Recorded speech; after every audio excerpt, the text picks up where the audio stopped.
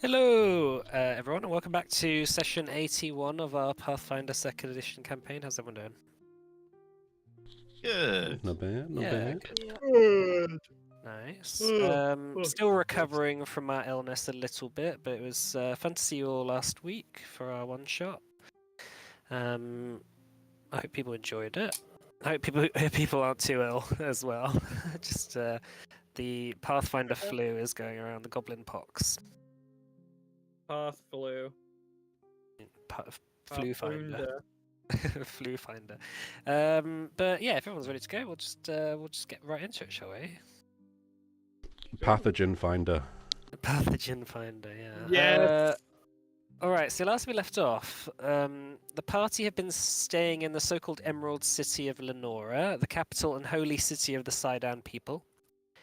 Having helped them fend off a siege from House Kaidas and Ignis, which led to the death of Daeron Kaidas, their leader, the party were then accosted by another unlikely enemy / ally in the city, the Tempest Brand. Their leader, High Inquisitor Kesslin, had convinced the elves to hold a trial for Henning, who was under investigation for the murder of his father, and hoped to get justice with the elves' permission. However, when the trial date came about, Henning revealed his secret after the Padron didn't seem to take a side. That secret being that Zulnakar, also known as Vance, had been with Henning all this time, and revealed himself to the elves who worship him, sort of as a god. This caused havoc in the Palace of the Prophet, as Henning convinced the Garenia, the royal guard, to kill the Tempest Brand, and announced himself before them all as the new prophet. This caused the Padron to sulk away and retreat from the scene, and amongst the elves who remained, some seemed confused, some seemed unconvinced, but in the centre of the room, in a circle around Henning and the rest of you, many are kneeling in reverence. After a moment, Prince Holthisius stands up and drags you, Henning, to a side room, kind of meeting room, where you can get some privacy. The party, if you want to go along as well. He slams the door behind him and pushes you up against the wall, Henning, and says, "Whatever madness this is, you can drop it now. I know Zulnakar would not have chosen you, of all people. If you were anyone else, I would have killed you where you stood." He then steps away and says, "But many of my kin are more easily fooled. I saw the look in their eyes. Hope. Whatever is going on here, and I don't want to know. This is nothing compared to the shitstorm the Padron is going to throw after he stops sulking in his room like a petulant child." I would watch your tongue.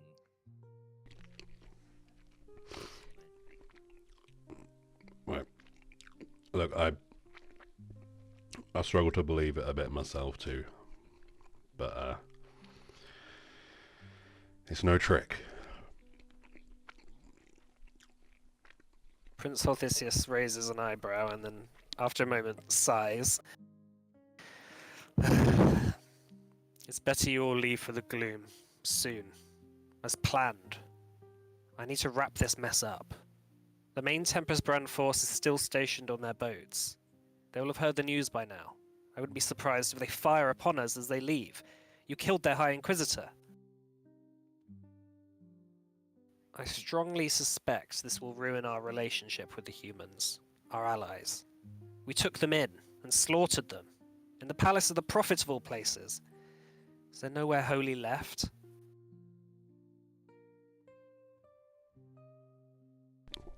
Taos was just staring daggers at Henning.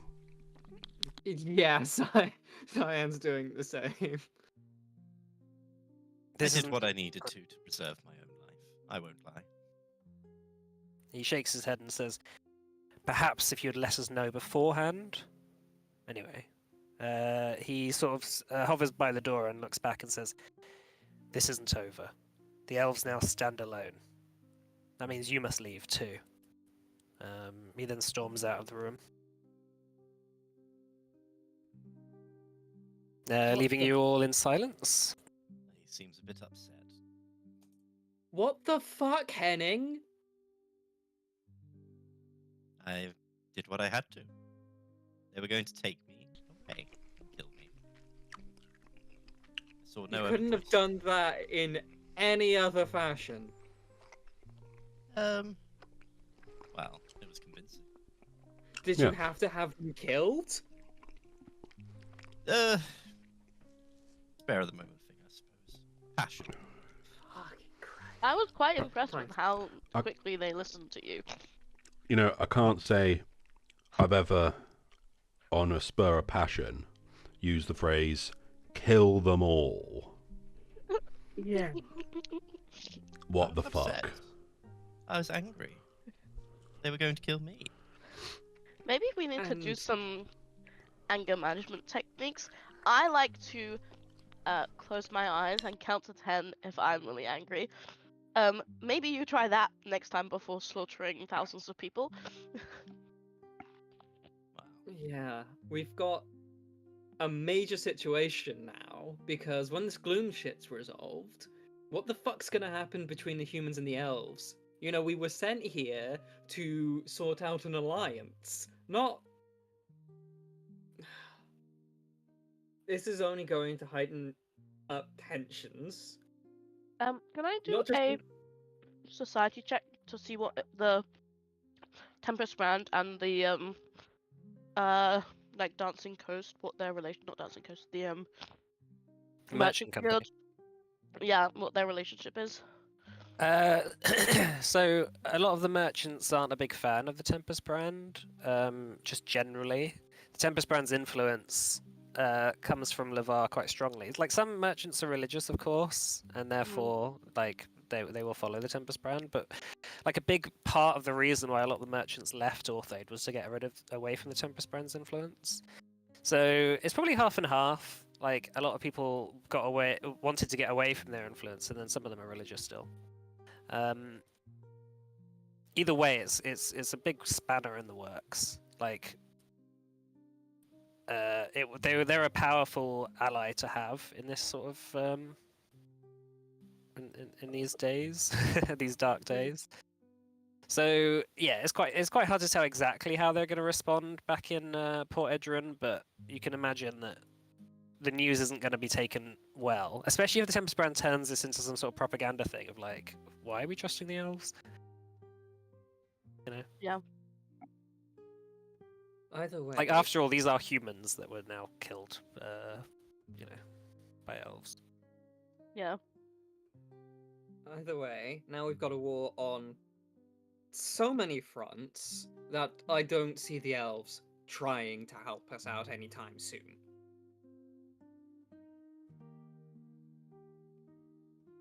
How does Vance feel about all this? I mean, Vance helped me do it, so Vance appears. He shoots daggers at you, Henning. He What? kind of stretches his arms and says, "It was getting a bit cramped in there." Hmm. He looks So- at his fingernails and says, "Quite frankly, I'm ready to go as soon as possible." I agree. I mean, We should we'll get out see of him. Yeah, you can see him. Vance, are you actually Zonakar? That was a name given to me once. God. But the one that from the you know the history books, and I gesture at the Sayonara.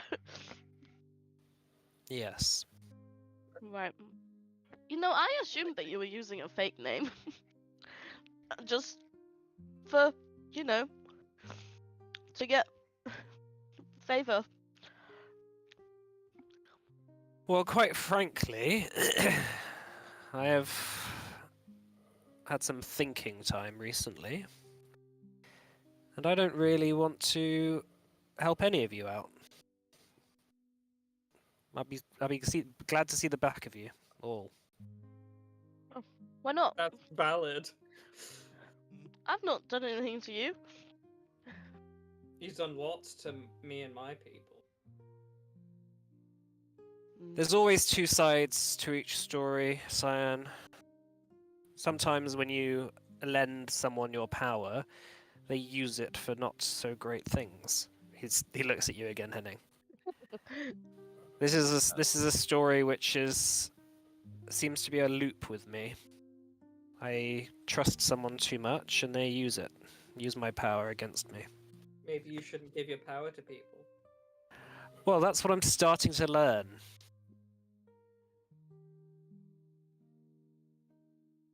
I've helped you out now, Henning. I'm not planning on taking anything that has been granted to you away. You can keep the sword. But as soon as possible, I'm going to free myself. Fine. I suppose I owe you. Indeed. Which begs the question,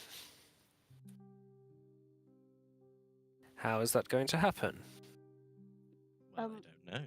I assumed you were stuck in that sword until you could work out a way out. Yes, and I do know a way. But it's down to the rest of the group to promise me that they will help. Because before, I was gone. And no one asked for me. No one asked to speak to me. No one asked whether I was okay. I asked earlier. This was, of course, when the trial was announced. But I did ask. You will need to find another soul to replace mine in the sword. Then I'll be gone.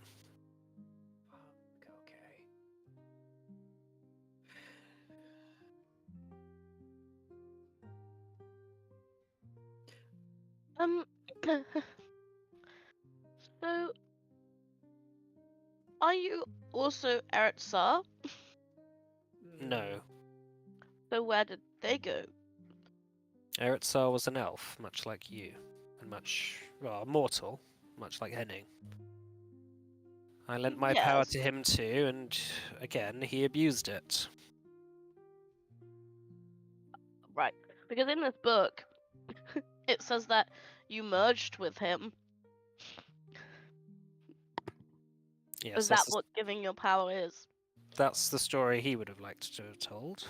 I see. Have I, in the book, I sense motive, sorry. Yeah, go on. in Make a the perception check. Sayonara, have I read anything about Zolnakar being put in an object to keep him there? So not in the Sayonara, because the Sayonara is written whilst Eretzar was alive. Eretzar was killed Yeah. by a sort of coalition of dwarves and humans and Orthaid, and Mhm. they took Zolnakar from him and then trapped him in a sword. So it's not in the Sayonara, but it is in the history books. Okay. Do you know how they did it? Some ancient dwarven rune crafting magic. Do we need to ask the dwarves to get him back out again? No, Vance obviously will know how to do that as well. Okay. So Vance says, meanwhile, this gloom stuff is not looking so hot, so I'll stick with you for now, but I expect you to honour your end of the bargain, all of you. Fine. And if you try anything like that again, Henning, I will do everything I can to destroy you. I still have some power left. Understood. Very Or well. anything That like won't what? be a problem. He clicks his fingers and vanishes in a puff of smoke. Henning, So, Gloom. what did you do to Vance? Nothing. He May seems to be- have imprisoned them a little. But What the It's fine. fuck? it's just getting annoying. Someone like Vance? Hmm. You... What other bad things have you done? Yes, Henning. Well, it was just that. You know, what just happened there. I suppose that wasn't great. Not my finest hour. And I suppose killing my father, those are probably the top two. And planning to present yourself as the new prophet Well, I already done that. without telling us. It was a backup plan. I was hoping not to have to use it. Henning, Well, I knew your reaction would be this. That's why I didn't tell you. it's this for a solid reason. Maybe, right? If you want us to trust you on any of this, you should have us in the loop.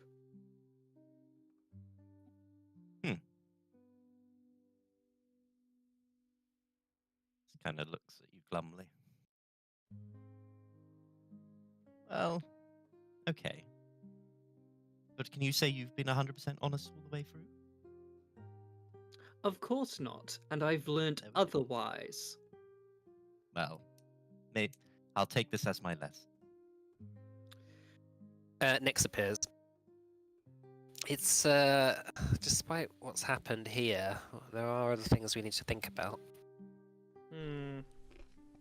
I think it's probably best if we're out of the city ASAP. Yeah.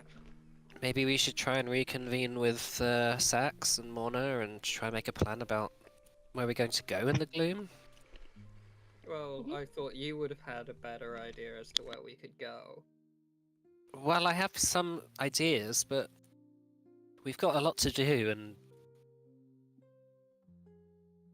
and I think a lot of it will require some reconnaissance. Maybe we need to set up a base or something there.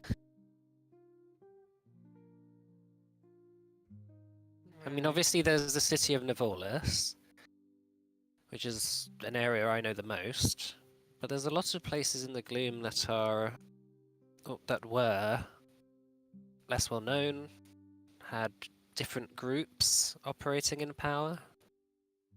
I'm not sure how much Narsamel's influence would have influenced them as well. Do you know where these wardens will be? The wardens are the city of Nivolis is sort of in the center of everything we need to go. Imagine the map of Adana, kind of instead the gloom. It's it's a mirror. Nivolis is where Kadara is, and the wardens are in the mountains around. But what?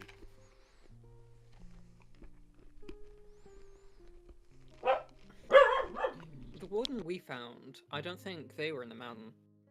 They were, I think, this way. They were over here. This is Okay, when you just went a into the head- gloom. So. Just a heads up, my signal's being weird whenever I leave Discord, so I might not hear you correctly if I look at maps. And Okay, that's fine. things. That's cool. Yes. As for where the actual wardens are located, I'm hoping that we can try and get a heads up. I'm not sure whether they've moved.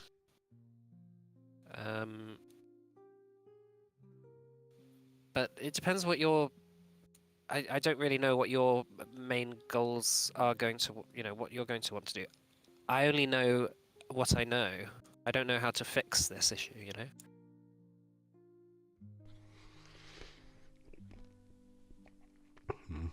Did you think you wanted to deal with the wardens first? I Well- think we need to talk with the others. You were saying something, Calcifer. Yeah, That's I the was word. just thinking if we can get these wardens situations sorted out first. Seems like a bit of a easier way to sort of piecemeal make this situation a bit better, make our odds of infiltrating Nivolis, getting getting what we need to get done there actually done. Because if Nivolis Well- is at full power, then That's gonna be rough. I agree that should be one of our first steps. Next, mention several other groups in power in different places. Maybe finding allies first, and then moving on the wardens. The allies could potentially tell us more about our locations and things to look into. And then there's the question of how we deal with Narsamel. imagine stab him. If we can even get to him. Navolis is like a fortress. We certainly won't be going through the main gate.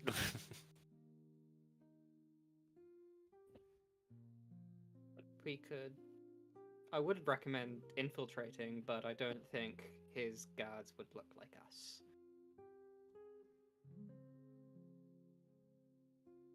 They'd have the weird shield faces, for one.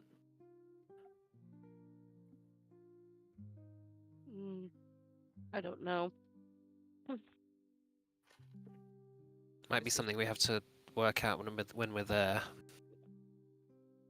I think this is why we need allies first. They'll have a better idea.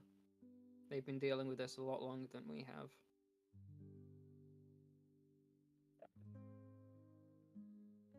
If there's anything that Hag Trio taught us, it's there are certainly people of free thought there.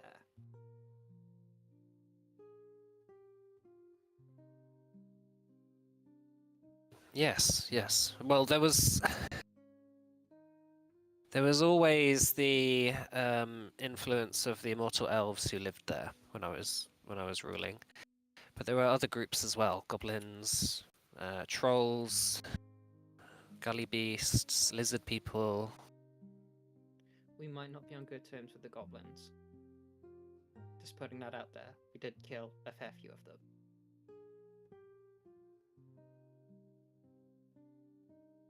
I'm not sure they would trust you either, to be honest.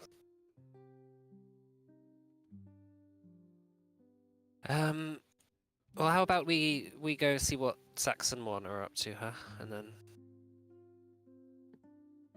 Yeah, sounds like a plan. At least it gets us at a ship cannon angle. All right. So I guess you slink out of the meeting room and just make your way out into the main courtyard of the Palace of the Prophet. Some elves walking by notice you, Henning, and walk the other way, and some of them sort of bow as you walk past. And as you enter into the main courtyard, you see a large crowd gathered around the ladders which lead up to the ships, with Morna and Sax kind of talking to a couple of officers. Morna looks at you as you approach, as the crowd sort of begins to scatter upon you reaching them. And she says, "All of you, upstairs now. I have words. I have Alright. words I need to have with you." Yeah, go along. Okay. All right. So you Diana's glaring ahead as we go. Same. you follow Morna up onto Blackjack down into the sort of meeting room. She says the second she gets in, she sort of shuts the door behind you, along with Sax standing there kind of sheepishly, and she says, "I heard what you did, and now I'm seriously considering throwing you all off the mission." If it Um, helps, it was just him. Thanks for that. You're welcome. Thank you for that. Yeah. She walks up to you, Henning, and says, "Tell me, I need to know the truth. Is what they say correct?" What have you heard? She shakes her head and says, "If you can't be honest with me, if you can't be straightforward, then we're going to have a problem. Okay. Is Zornakar with us now?" Kind of looks down at the sword. In a way, yes. She turns around and sort of scratches her head, looking a bit exasperated, and says, "He's not the person you think he is, Henning. I knew someone in your position before." She motions to Scrimshaw, kind of still lying on the floor, and says, "His brother. Zornakar ruined him. The betrayer will take everything from you. He always gets what he wants. I'm sure he justified the power he gave you well, but I know the truth."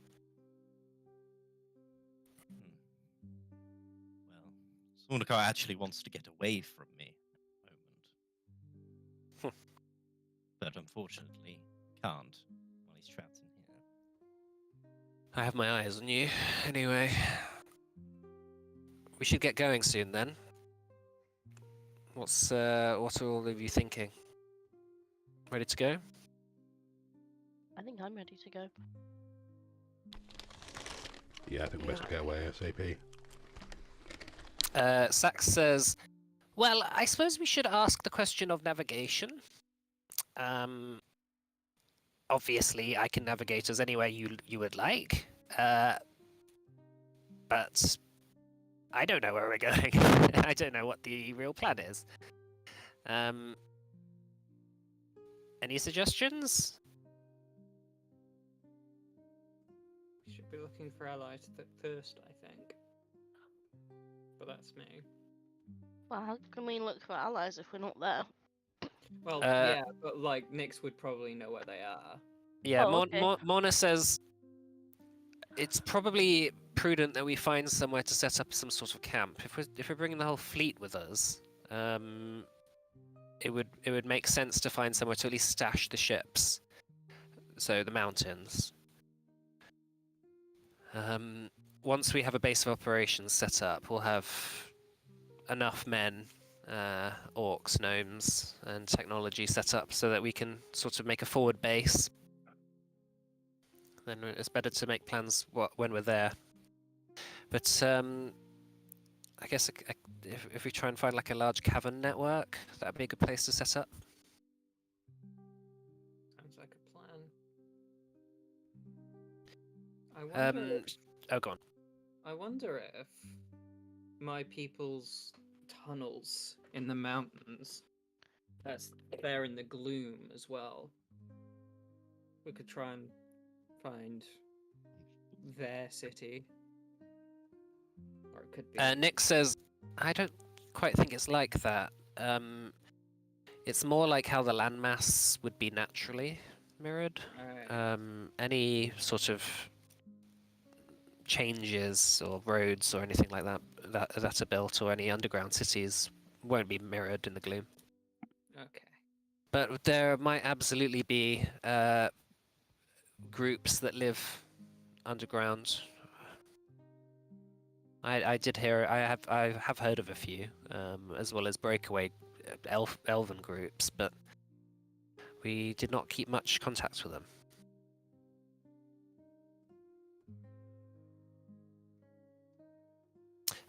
Sax says, then let me introduce you to the ship that you'll be going on, because we've got quite a full crew.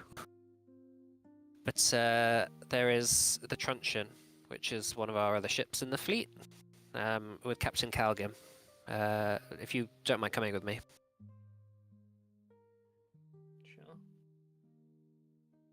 Sax takes you up onto the main deck, and a ship sort of comes just alongside it, and a sort of galley plank is sort of set up, allowing you to hop over from one side to another. Sax sort of gracefully, despite his old age, hops over and introduces you all to Captain Calgim, a well-dressed orc sporting a grey-groomed beard, with a wax-twirled mustache and kind of small eyeglasses. He's wearing like a long grey coat, and you see just poking out of his coat and is like a sort of holster system where like 2 or 3 flintlocks sort of poke out of his jacket. This is Captain Calgim, Sax says, of the skyship Truncheon. Because of recent events, it's better that you go with him on our journey. No hard feelings. We'll end up at the same location either, no matter what. That's valid. Nice to meet you, Captain. Captain Calgim bows. It's good to meet you. We all have space for you all to stay, but it'll be tight. I hope you don't mind staying in the brig. We won't lock you down there, of course. Didn't like the ha-ha. Some of us may be more welcome there than others. You notice this skyship is a little bit smaller than the Blackjack. Sax lets you know that The Truncheon is a support vessel, so it's only got about 30 crew rather than the Blackjack's 75, and it's only got 5 cannons. Although it's made of the same sort of technology, the same kind of arcane engines which glow a sort of vibrant blue out the back, and still has kind of like metal implements poking out of the deck and all across the hull of the ship, which seemingly does some sort of gnomish technology which you don't quite understand. Sax says, there's just a few things to know. When we are heading off, it's best that you don't stay on the deck. It's very easy to fall off, and if you do, there's not much that we can do to save you. So I'm sure that's obvious, though. Yeah, falling off of a giant flying vessel. Indeed. And when we're travelling at top speed, that is, the deck is off limits and everything must be tied down. So you'll get plenty of notice, but just don't, unless you really have to, go above deck. We travel at 100 knots is our max speed, which is about 115 miles per hour, so it can get quite windy up there. Cool. Impressive. Any chance, if you're not too busy on this journey, you could give me a bit of a layout of how some of this works? Well, maybe some trade secrets, but like... What questions do you have? Well, I mean, I've not really seen anything like this before. Be very interested to, get a little glimpse into how it works, how I can make this sort of stuff. Bit of an engineer myself, but nothing on this scale. I'm something so, of Captain Calgim says, of course, if you have any questions, my first mate, Gloria, will be able to guide you through anything that you need. She is our head navigator, and she is the one who knows all about the technology side of things. Of course, Sax will not be with us on our journey. We'll meet back up with him when we rendezvous with the rest of the fleet. Right, yeah, I guess 115 miles an hour, I might have struggled to get between ships. Well, and also when the arcane invisibility device is on, we are not able to communicate between vessels until, at least one ship comes out of it. So, Oh. unfortunately, that is the most secure way for the fleet to travel. We are well practiced, so we very rarely bump into each other. The fields do kind of intermingle with each other, so if we do get too close to another ship, there is some warning. But we are unable to communicate until we're either at standstill and still invisible, or until the invisibility device is off. Okay. The fact that you mentioned all of that makes me worried that something's going to happen. That's how things tend to work out with us. Well, the only reason I mention it is because any attempts to communicate from within the invisibility device outside can cause interference, and that can obviously give us away. So you're asking that we switch off all sending spells, all communication Indeed. devices? Yes, put all your magic items on airplane mode. I click Right, gotcha. a button on my rapier. Sax says, well, if there's any other questions, he looks at a large oversized pocket watch and says, I think we'll probably plan to head off at 9 p.m. So that's maybe 3 or 4 hours. That will give us about a 16-hour journey until we get to the Gloom.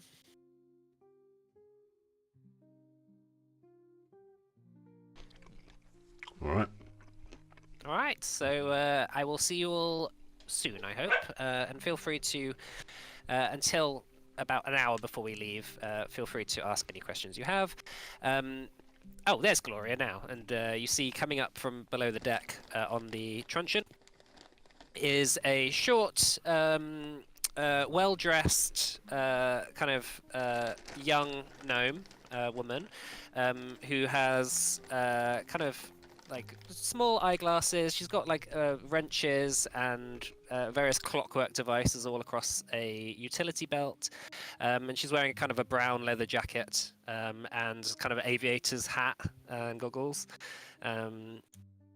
As she introduces herself, she bows and says, "Hi, I'm Gloria. I hear that you might have some questions about how this stuff works, huh?"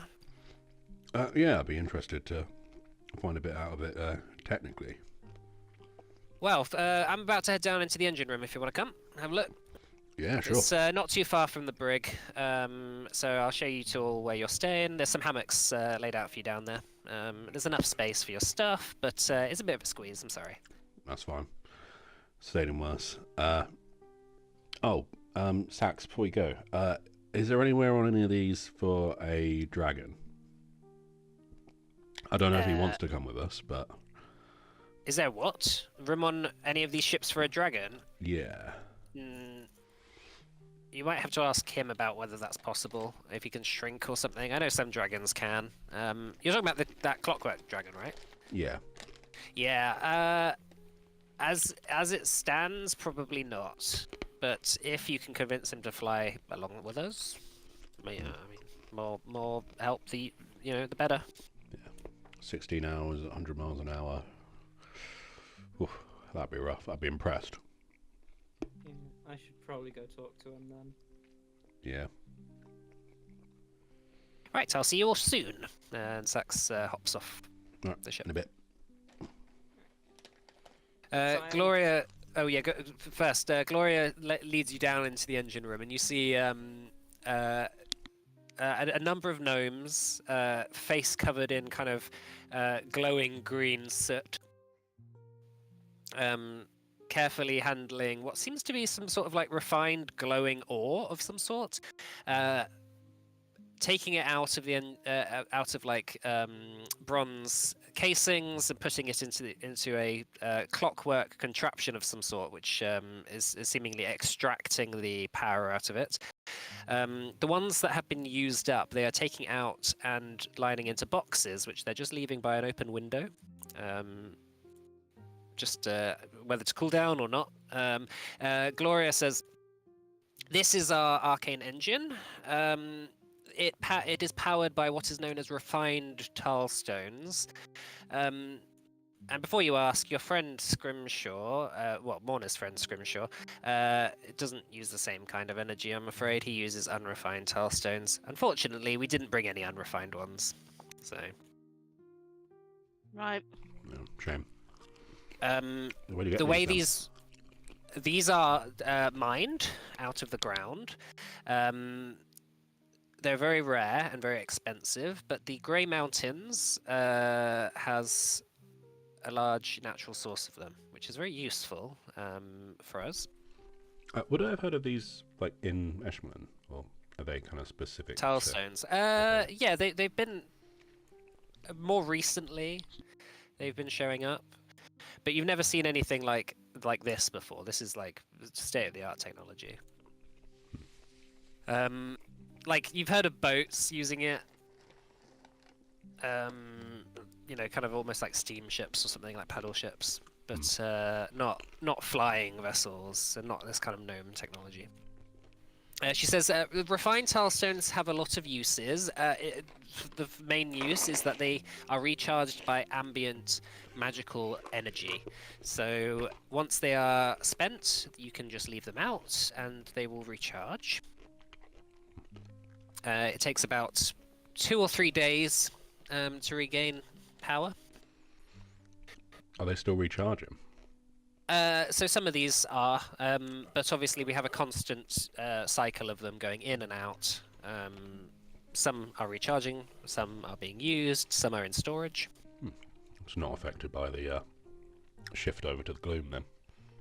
No, it uses magical, like latent magical energy. So as long as there's a magical source somewhere, it will use it, which is lucky for us. Yeah, I suppose that was probably a bit of a worry when you skipped over them, right? I'm assuming you didn't. I guess if you only ever use them on Erd, then Well, yes. I don't really know. Absolutely. And in testing, they seem to be effective pretty much anywhere on Erd. And I assume it works in the same way that people can control these magical energy lines as well. There is a source of energy all around us, which once is able to tap within, free energy abounds, of course. So what's stopping that wooden guy's one from recharging? Well, the issue is, and this is all I've heard from Sax, the issue is that his particular energy source is very, let's say, rudimentary. He was created not by a gnome inventor, but by an elven inventor. And sorry to say, elves, but they're a few centuries behind on this sort of stuff. And when he was built, that was, a good coming up to a millennia ago. So. I suppose not embracing magic will do that to you.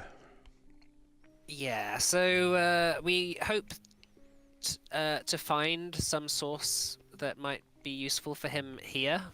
We have asked the elves if they have any sources of unrefined tellstones, but unfortunately we just didn't foresee the fact that we might come across Scrimshaw and bring some of our own. Like they are completely abundant in Orovisi, where we flew from. Right. But that's what you get for not seeing forward, anyway. I Right. guess you could say Scrimshaw's fate is pretty grimshaw. So the arcane engines, the way they work is that they project a sort of anti-gravity field around the ship, which is why the ship can float without the engines needing to be like blasting. Then we use a combination of the back engines to propel ourselves forward, which is where we get most of our speed, as well as sails to just guide us into the right direction and help us with wind. Usually speaking, it's a lot easier said than done, but we've had a lot of practice. We've been working on these things for a good 20 years or so. How do you deal with the drag? I mean, these things aren't exactly aerodynamic, right? No, and the drag is mostly removed from this kind of field. At least the force of gravity, which is easily overcome. Now, having this system on, it does use a lot of our power quite quickly, which means that we have to make sure that we're on it with the recycling of these units. But we brought so many that all we need to do is just have a regular change of them. Every 3 hours they are changed for fresh ones. But when the arcane engines are flying, that somewhat, as long as the ship holds itself together, that somewhat solves the problem. The arcane engines are extremely powerful, and do not look behind the ship. Like, if you're going to somehow get into the engine before the ship goes, I wouldn't recommend that. We've lost some people doing that before. They have. So that's where you keep your secrets, us. eh? Well, yes, it was rather stupid. But ultimately, other than that, it's all proprietary kind of gnomish technology, huh? All Sax's patents. It's hard to explain. I don't know the most of it myself. I just know how to keep it going. Right. It's walking. Right, so let me show you to your quarters. She takes you out of the engine room, and just at the back of the ship, just down a short corridor, you see a half deconstructed brig, the kind of like jail part of the ship, having been removed. The bars kind of set aside on the side of the room, and a bunch of hammocks are set up instead where they were. The lock on the door is still there, but obviously it's not locked. And it looks dark. There's bars on the windows. So there's one window in the entire thing, and there's a very thick steel bars on it. But you can close it, sort of double lock it, and close it. There's like a glass window behind it. I hope this is comfortable enough. But yes, that's the best we can do, I'm afraid. We've slept in worse.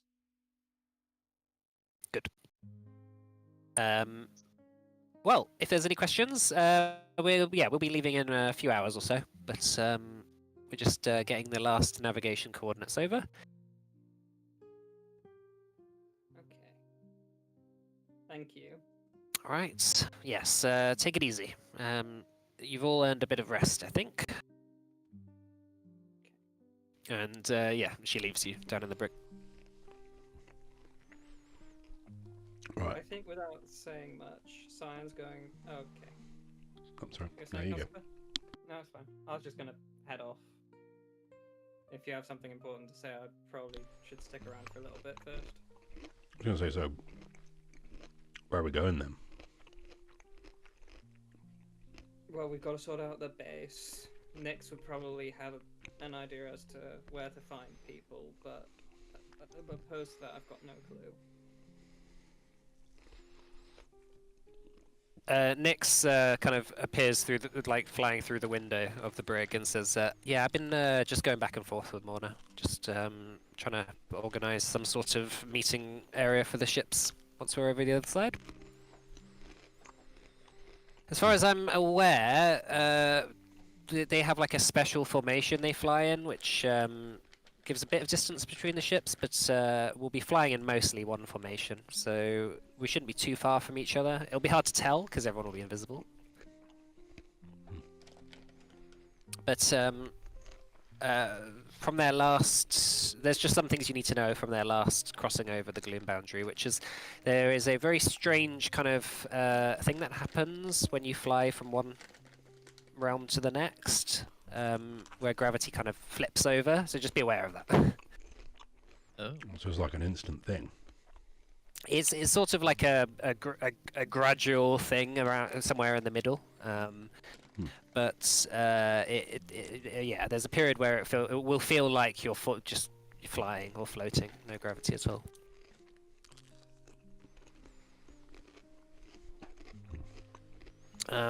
But then it's just a steady drift down from there, so hopefully it should not be too bad. And then I think what we should do is when we get to the other side is we should check out Navorlus, because we won't be too far, if I'm correct. It'll only be about a day's travel. We'll be able to scout it out and at least see what's going on from the outskirts. We'll have a better idea as to a plan then. Yeah. I feel like Narsimel won't see us coming, especially as we're going over invisible. His telescopes and spies won't be able to notice us, and hopefully our base will be secluded well in the mountains, so there'll be no reason for him to find us whilst we're getting settled. We'll need to find a way to make sure that the camp stays hidden from those flying fuckers. Indeed. But that's something that I'm sure that the orcs and the gnomes will be able to work out. They're quite crafty, by the seams of it.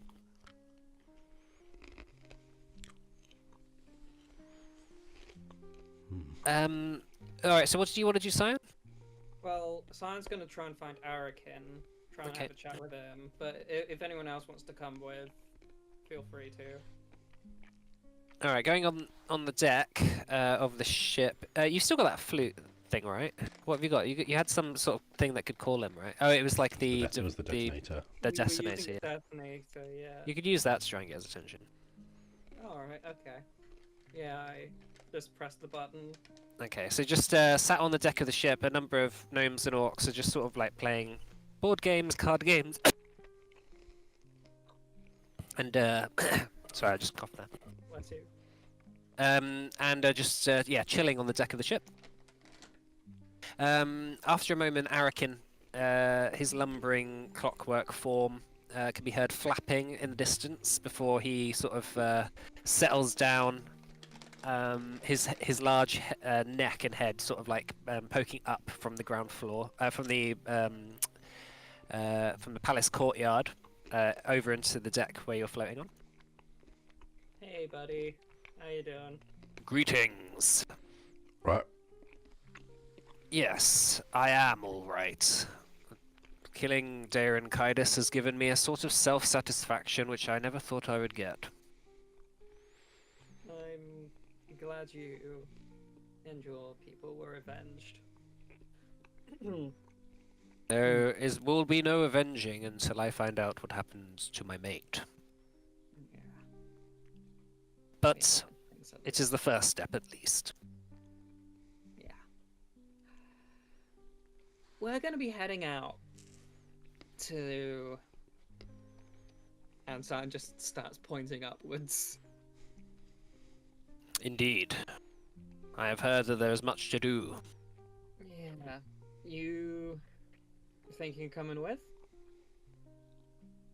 I have considered it, but I am not sure my form will be able to carry me the distance. And to be perfectly honest, the elves here still need my support. I will defend their skies, as promised, and they have, in exchange, offered to help me find out what happened to my mate and my children all those years ago. They currently have priests looking through the records in the archives for any mention.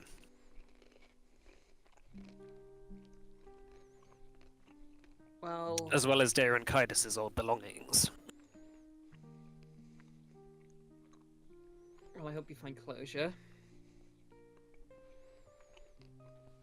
I hope so too. And if you're looking to make any upgrades, I'm sure Lorandon will be interested to take a look to see what he can do. He has already offered. He's already suggested some, I guess you could call them upgrades. But I'm not sure. I would just like my old body back. Yeah, I imagine this is quite uncomfortable. It is strange being a dragon, but only having your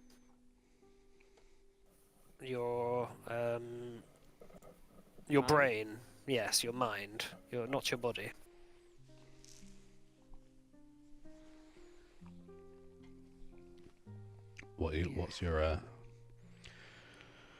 What's your thoughts long term? Well, I have heard of that the Kyra Concord still exist in their limited fashion in the basal tiles. I hope to contact them once this realm is reunited with Erd. Perhaps any dragons which remain there might know something. Might know how to get my body back. How to give me a quality of life that I do not have currently. Well, if we figure anything out before you do, we'll be sure to let you know. Of course, your story isn't over yet either. I'm sure we will meet again. I hope so. You've been a good friend. He sort of bows slightly and says, "Well, I best leave you. I have many things to do." Okay. Farewell. Farewell, Cyan. And farewell, the rest of you. Good luck. He takes off to the skies, his clockwork wings beating the air as he flies away. Sam's gonna smirk at the rest of them and goes, "You're the rest of you." Ha. Ha ha. Yeah, I know. I mean, I was speaking to him and everything. Like, I know, right? Like. As he flies away, he just says, "I forgot your name."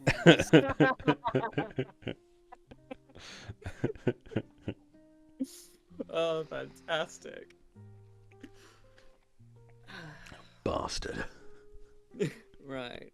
So, we got anything else to sort out? I might go back down and see what I can learn about these engines. Fair enough. All right. Is there any last bits people want to do before the ships start heading off? Science Well- gonna. Oh no, you go ahead. No, I was just gonna say, I remembered that I was supposed to catch up with Laura before I left, but then I completely forgot. But I feel like it's too late to do that now, right? It's all right. We can sort of have you Yeah, caught up because with remember Laura.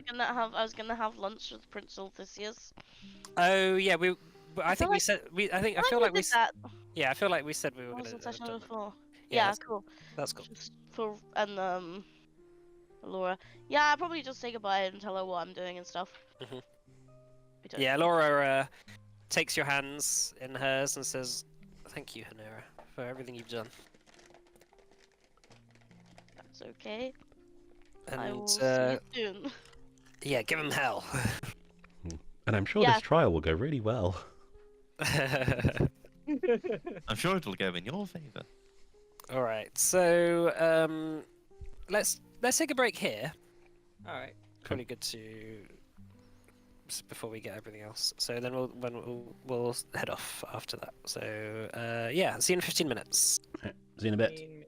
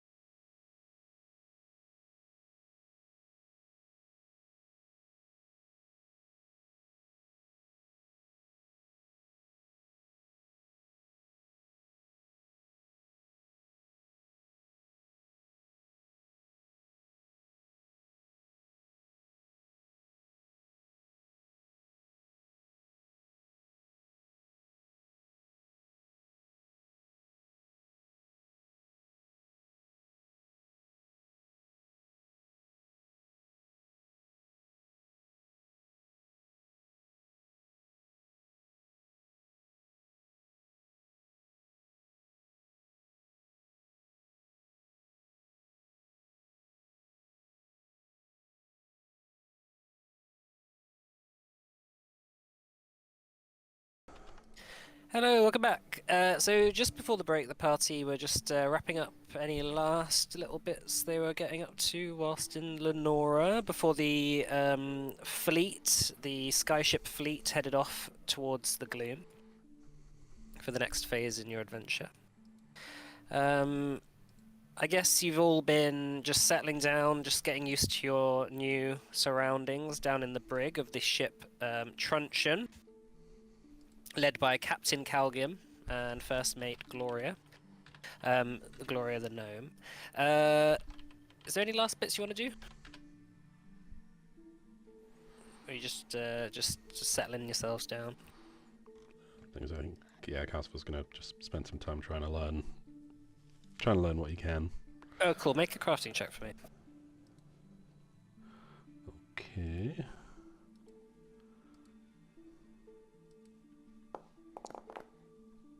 Oh, 28. Upon just sort of shadowing the gnomes working in the engine room, you know in theory how this stuff works. Gloria explained it to you, but the actual intricacies and the mechanisms by which these machines are like extracting the power out of the tailstones, converting that power into, you know, the kinetic energy, which obviously is going to drive the ship forward. It seems far beyond your capacity to understand. This is truly the mind of a gnome who has nothing better to do with his life than just build things, and is the sort of masterpiece, the pièce de résistance of his entire career. These ships are obviously handcrafted. Most of the technology within it is made potentially by Sax's own hand. And you can probably guess just by looking here that there's probably a handful of people in the entire world who might even be able to be explain the intricacies of what's going on here. Something certainly that is far beyond something you've ever seen before. Okay. That being said, the gnomes who are working on it seem to kind of know what they're doing. The basic maintenance of such a thing.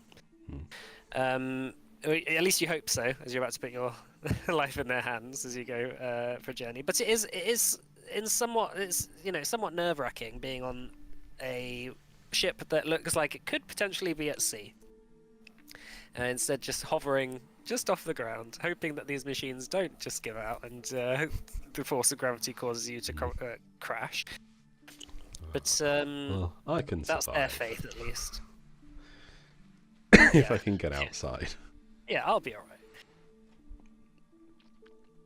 So the last checks before the ships head off, you see Gloria and Captain Calgim going through a checklist, starting down in the engine room, then untying any things which shouldn't be tied up, tying down any things which should be tied, as well as a number of other crew members. You down in the where you are as well, there is another door which is half open. You see a burly orc, who comes to introduce himself as Perdue, working at the stove. You see he's just making like some sort of stew of some sort, some strange gnomish fruit, which is simultaneously kind of large and colourful, and simultaneously also smells terrible. The stew seems to be maybe some sort of dried, maybe beef or mutton of some sort, rehydrated and then mixed with like a bunch of vegetables. But your hungry belly is obviously drawn to it, and Perdue introduces himself and says, "Hey, try some if you want." Yeah, go on then. You sort of sit down by where he's working. It's quite a small galley. There's not really too much space for people to hang out there, but obviously there's not a huge crew, and there's just one chef working. But it doesn't seem that he gets many visitors. So as you scoff down a bowl of stew, he turns to you and says, "Your accent. You're from Ashmillan?" Traveller, are we? well, I know my people. Some of us from Orthaid, most of us from Ashmelon. That's how it goes. I thought you lot were mostly. I thought this was just an Orthaid operation. The world is getting smaller now. Since the Grey Mountains have been set up, since Orovisi has become successful, many orcs from all across the world have come to live here, work. I say here. I still feel at home at heart. Guess these things will make it seem a lot smaller. Yeah, it's crazy. You know, even when I was a kid, you'd have to take a boat, take 6 months or so. Mm. Now you can do it in a couple of weeks. Crazy. I mean, Ashmelon to here took a while. Well, we came straight across from Orthaid to here, so we didn't even have to go via Ashmelon. Would have been impossible 40 years ago with the Tempest and all, but now the skies are as clear as they've ever been. No dragon, not many dragons either, which is also good. Yeah, only met the one. So what brought you here? Well,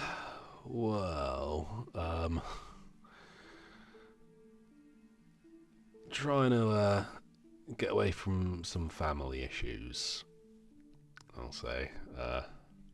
Yeah, we're more alike than you probably think. Then, most of the people on these ships are either running from something or trying to pretend something at home isn't happening.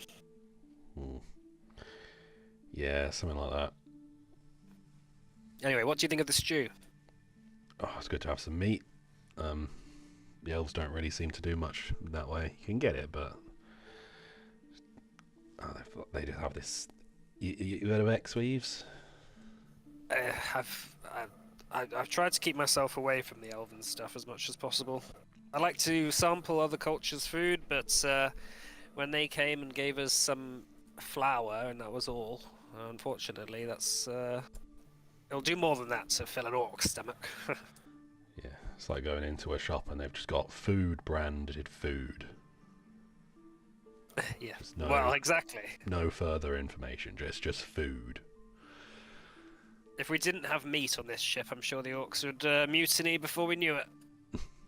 But we got plenty of stocks, got enough for a few months at least, so even if we get ourselves stranded in the gloom for a bit, we should be alright. Nice. I think we might be there a little while.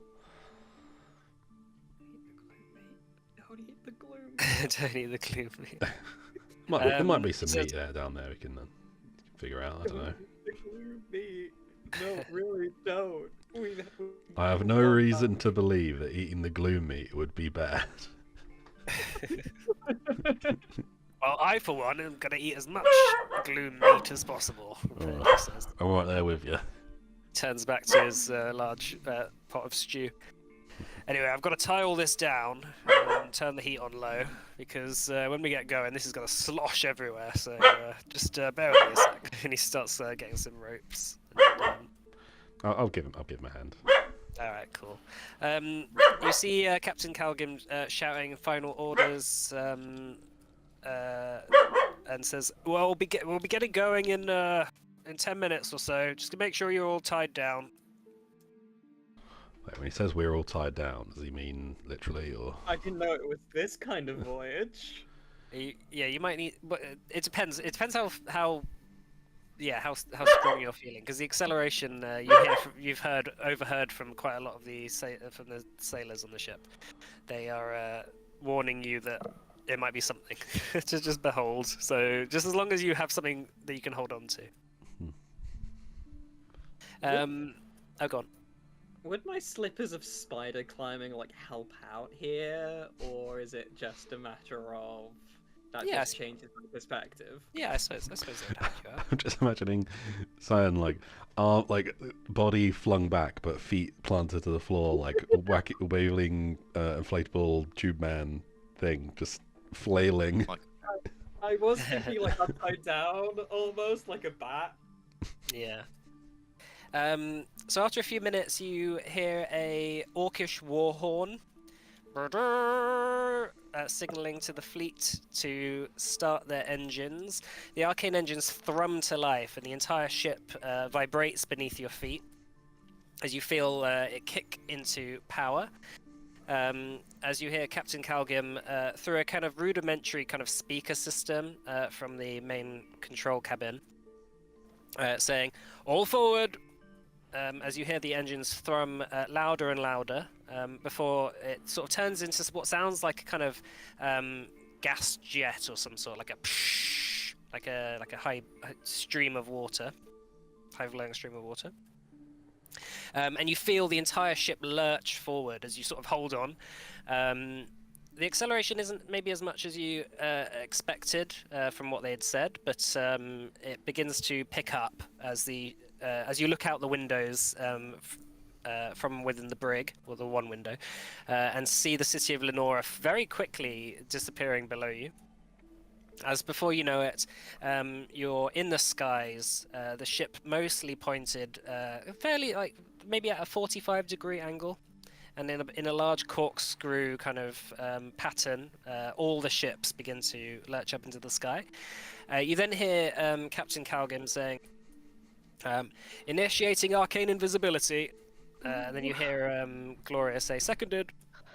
And then you see all of the metal rods that are sort of poking out from the hull of the ship begin to crackle with almost like a kind of electricity.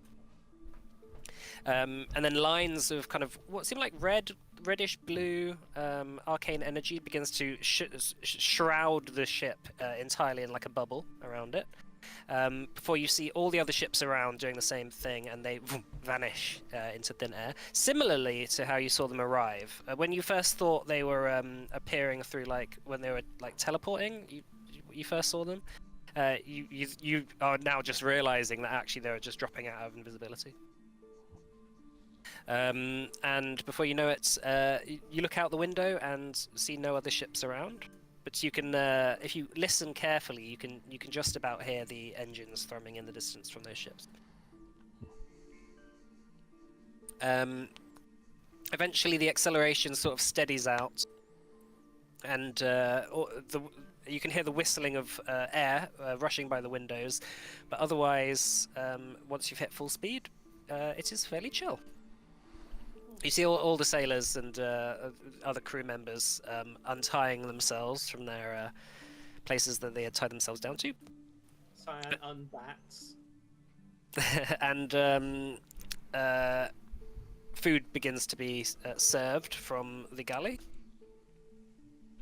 As you see, like, a lot of gnomes and orcs gleefully engaging in conversation around a couple of tables which are on the middle floor of the ship, where most of them are also sleeping. Just sort of excitedly bantering about their future adventures. You see Captain Calgim come down and sort of looks around and says, looks over to you and says, "Hopefully it wasn't too rough down in the brig." Seemed fine. Don't know what all the fuss was about. Good. Well, we're going to be holding this pattern now for probably about 6 hours. That's when we'll cross over. So we really don't have anything for you to do. So feel free to just be at ease. All right. Get some rest if you need it, but I'm sure that there won't be anything needed. So our in-flight entertainment is unfortunately lacking. So keep yourself entertained. All right. Cheers. Very well. He goes and grabs himself a bowl of stew and then retires up to his cabin. Bottle of stew? A bowl of stew. Okay, I heard a bottle of stew. I was like, You can have a bottle of stew, like Yes, a wait. flask. A bottle of stew. Right, guys, do you want to see something cool? I don't know. nothing ever good starts that way. I would love to. Calcifer's gonna summon Hank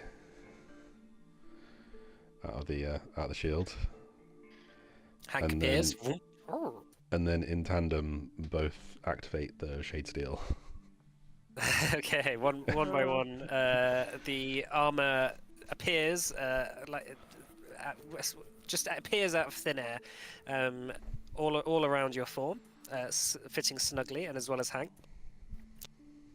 You sort of like clang into the floorboards, almost like you're suddenly twice as heavy, but looking very dashing in your armor.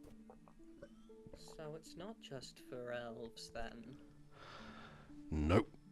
It seems to sort of take on the form of whatever species has it on. Interesting. Does it have like any aesthetic quirks, like an orc, or is it just nondescript? Yeah, it seems to not be like maybe this. It doesn't seem to be the same sort of material as you recognize on the elves. When it's on an elf, it's more like golden, kind of silvery, shiny metal, engraved with what seems to be like maybe ancient elven writing or sort of patterns. When it's on Calcifer, it seems to be more blocky. Maybe like a few spikes on the pauldrons. The shoulder pauldrons are certainly bigger, and it almost seems to have like a sort of either rusted iron kind of hue or like almost like a wood kind of look to it, even though it's obviously not wood. It definitely looks different. I wonder what kind of quirks it would take on a shapeshifter. Like, would it be shifting as well? Would it? I feel like that would be quite strange. There's to some look. kind of hint. You should have picked up your own set. I mean, we've got 3 more sets, but That's just joking. It's not my Seems- style. I feel like I would struggle to stealth in something like that. I'm just curious, you know? yeah.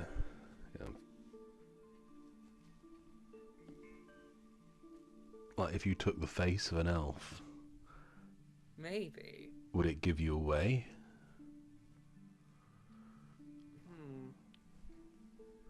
Like, I don't know, is it going to give you like metal fur or something? Would it give me a tail? Would it armor? Do you have a tail? I do have it in my Azira form. I have a tail. Would it give you tail armor? Would it give me tail armor? Now I know that this I ain't really. know that you should- I no, know. Sorry. you should try out. Sorry. I know this. That big heavy plate armor, not really your vibe. But I am really fucking curious to see if this gives you tail armor. I don't know if I can dismiss it or not. Is the thing.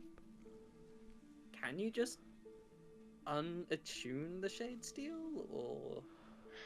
I haven't tried. I don't want to give it up though. I mean, seems pretty cool.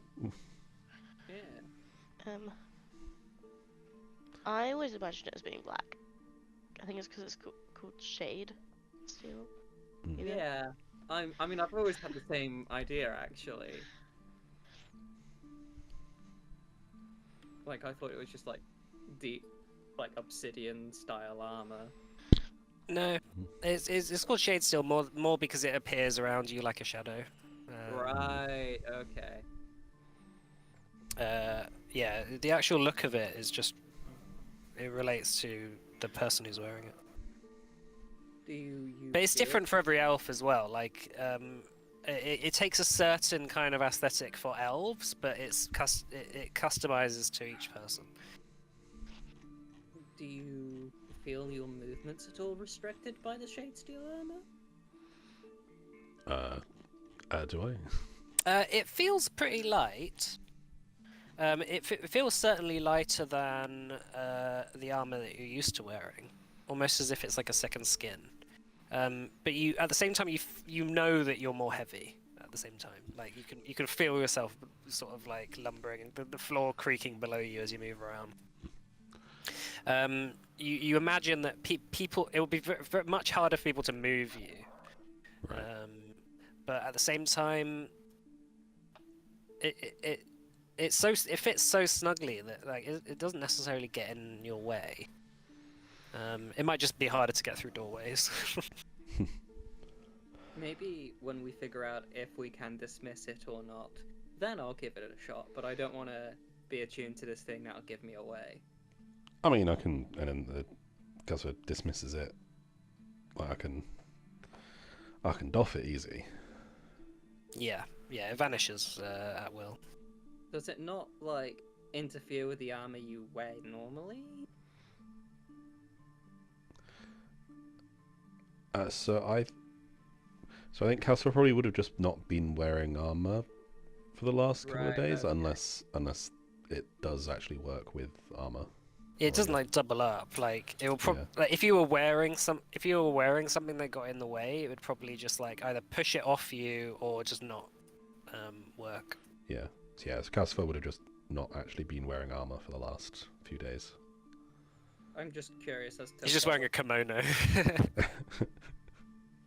These are comfy. Okay. Interesting. I'll give it some thought. Just for scientific purposes, of course. But if you remember the officer that you took one of the sets of shade steel off did willingly give it up after you threatened him. Okay.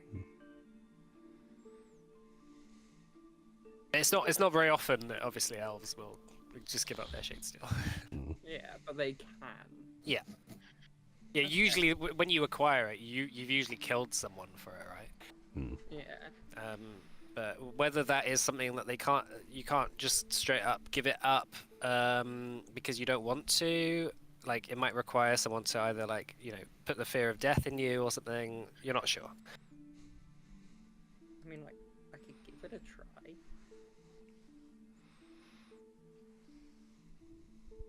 Yeah, if you want. Got 3 more sets. Nick says it will take a while. I mean, you've got some time if you wanted to do it now, but just be aware that this is the armor that the elves wear, and there are always side effects for such things. Yeah, that's a point. Maybe when we know more about it. Yeah, maybe let me be the guinea pig, and then. Yeah, exactly. I feel like you can take it a lot easier than I. That said, with us all here, I would like to make 2 recommendations. We obviously cannot continue with us being mad at each other all the time. Something big happens a lot to either of us, and we wind up making a decision, and it winds up fucking us all up. I'm not just saying it's Henning, I've done it too, and I can see the same thing happening in the future with the rest of us. Oh, well. I think we should probably make some kind of deal to try and limit the potential of that. A deal? You mean like agree on some kind of rule or something, you know? If we I would like a rule where we don't torture people, and I look at Cascus. I'm down for that. That's a good one. I was more thinking if we have an idea for a plan that might affect the whole group, we tell at least 2 other people in the group. Because at least then the majority know, and we can figure out a way around fucking us all up. What if it's a surprise birthday party for 3 members of the group?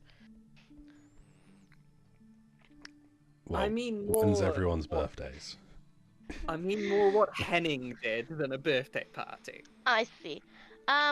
Yes, I think that's a good idea. I haven't made any plans that have significantly affected the group, though. It's more in the case of the future. Yeah. Because I don't want us constantly tripping over each other. Yeah, no, I agree. I do think that's a good idea.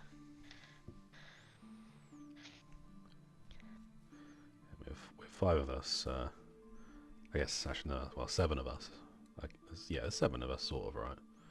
With Hank and Yeah. Nix. No. Sorry, they're not included. Well, no. I'm You just can't tell talking. Hank and Nix about the I'm plan. gonna say, if we're going to As your include, two people. them, then I'm going to just tell Vance everything. I was just gonna Yeah. say, if there's 7 of us, then the odds of 2 of us having the same birthday are about 1 in 18. Well, when's your birthday? 8th day of summer. Right. Really? What, Do you you two? know? Do you not know when your birthday is? So- Well, I haven't so really you've had celebrated your- in a while. So you've had your birthday in this campaign then? Yeah, you didn't tell me one. Yeah. That's pretty sad. Oh, Calcifer. Well, how long has this What? campaign been going in game? Did you say 8th day of summer? Yeah.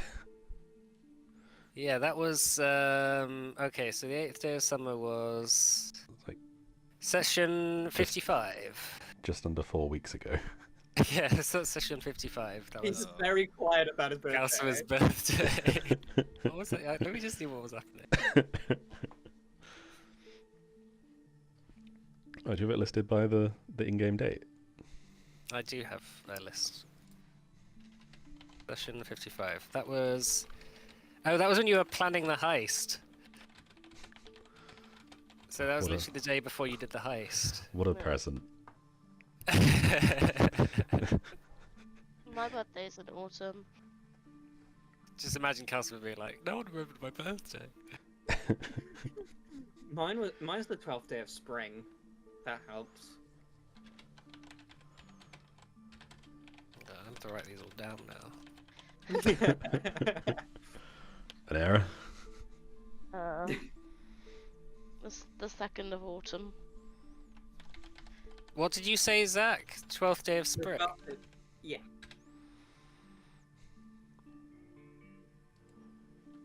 Get my notes up. What did you say, Morna?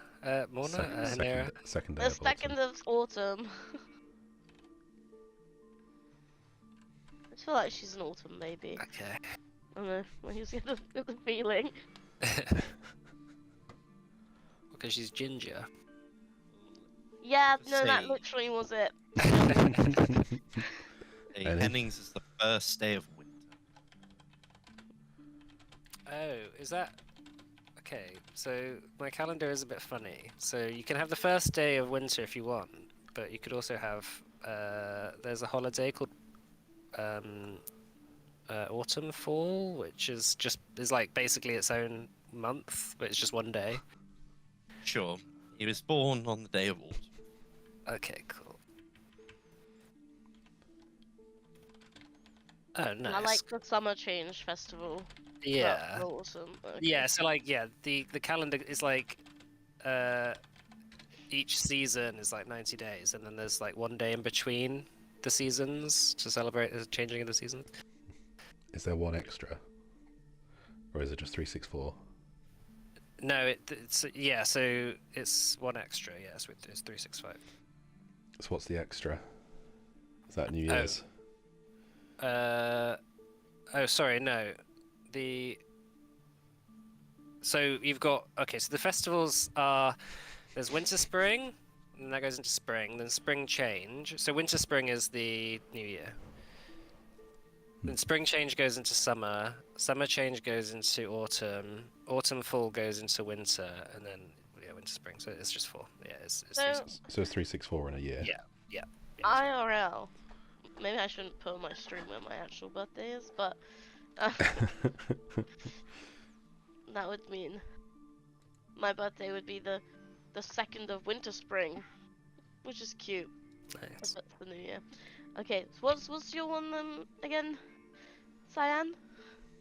Mine is the 12th of spring. Okay. We just need to wait for Matt to be back to. Yeah, find and out then what Matt can the convert. is. Cascus can confirm. Yeah, Cascus can confirm it's in the mid-session sort of stuff. I'm not sure when Anks is. Hank's is every single day because Hank is a legend and he deserves. Yeah, Nick says, have you had Hank since he was a puppy, or? No, I just found him. Oh, right. Took him in when he was a pup. Thought he was, well, I didn't actually really realise he was a pup at the time, but turns out wherever he is, pups of them are proper dog size. Huh, okay. I'll be right back. I think my headset's not working or something. Okay. Next, Yeah, go on. do you have a birthday? There we go. Oh, I mean, it's been a while since I celebrated it. In the gloom, every day is kind of the same, so you didn't really About have. you? Go on. What about you, Vance? Do you remember your birthday? Francis is ignoring you. Understandable. Fair enough. Oh, what if Nick it's, says, what if it's today and we've all forgot? Oh, That's really why he's pissed. he doesn't care about all the other stuff. He's just pissed off that we forgot his birthday. Yeah, he says. Nick says,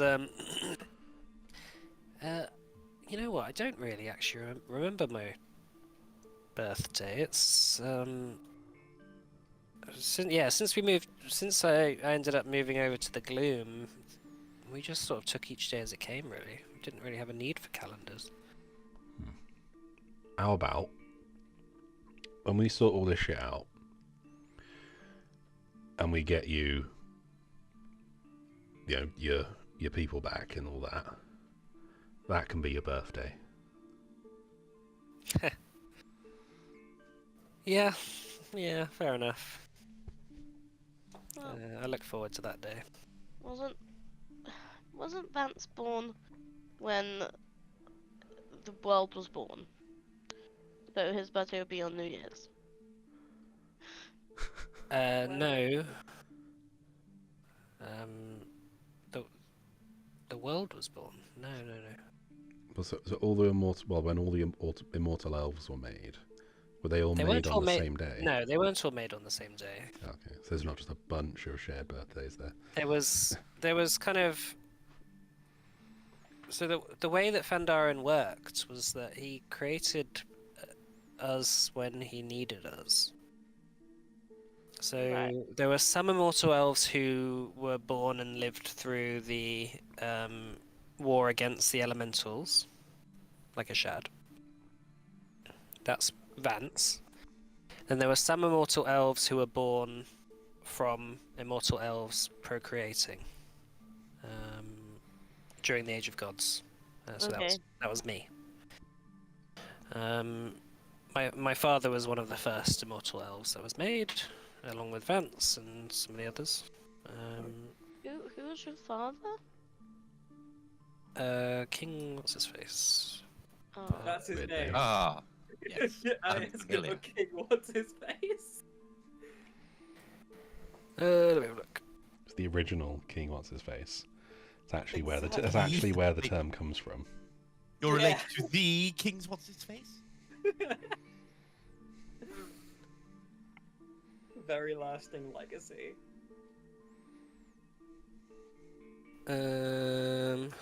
No. King of Thrain. Wasn't Yeah, Thrain- you saw him when you went back in time. Wait, I think I may have some notes that are wrong in that case. Yeah, I have a thing that just says Thrain equals Vance. No. Okay, I will So I Vance will was update. I not will her delete dad. that.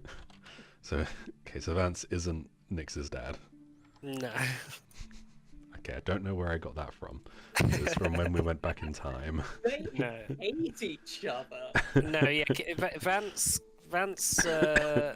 was the person. So Vance was Fandarin's general who dealt with King Thrain's rebellion, Hmm. and it was that rebellion that was the first rebellion of the Immortal Elves, which meant that the elves who remained in Adana had their immortality removed from them, and the elves who refused to give that up were sent to the gloom, which Nyx was one of them. Cyan and Hanning are just caught in a "my magic friend is better than your magic friend" fight.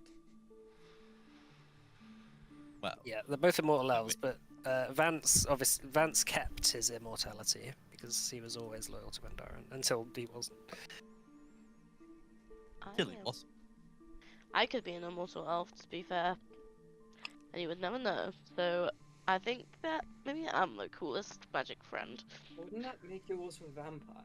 Didn't we like find out like there was some serious links between vampires and immortal elves at one point? No, I think Naruto was just lying to them, saying they'll become No, immortal elves. Arakin told me something about it because. Oh, right. Sword. I don't know. I do not think I wrote that down. I mean, most elves are like, they're like semi-mortal, right? Yeah, I mean, like, I was told there was some crossover because a Tauren apparently was using the sword that really hurts vampires to really hurt immortal elves. Oh. Yeah, there was a bit of a war going on. Eretzar kind of fucked our shit up. Huh. Really, really bad. Which is why we don't like Zulnacar very much. Yeah, and that, well, Eretzar also had a number of actual immortal elves who were following him as well. Yeah. So we don't really like Eretzar or Zulnacar very much because they destroyed our city and cast us to the wind, and then elves have been trying to kill us ever since. So, yeah. Yeah. Mixed feelings. All right. Let me just have a look at my notes. So, as the flight goes on and on, you get a notification from Gloria, just saying that they're going to cross the boundary soon. They're sort of like placed in the middle between the Gloom and Adana. And after you sort of get yourself prepared for that, you start to feel weightless for a minute or so. Objects like the bags that you've scattered around and your sleeping bags and bedrolls and stuff begin to kind of float up into the air. And you all watch as the crew tie themselves down as to not be thrown around potentially when everything shifts over. Out of the window, you see the gloom above you start to come more and more into the forefront. The dead forests, which expand far into the distance, becoming more and more visible, as well as the mountain ranges capped with snow. And then suddenly, a huge beam of green energy shoots by the window. You begin to hear commotion as you hear Captain Kalgim over the comms network saying, "Take evasive maneuvers. Something's firing at us from below." How did they find us? Suddenly, the entire ship lurches to the left as out the window again you see another beam of energy shoot by. Make a perception check, all of you. Okay.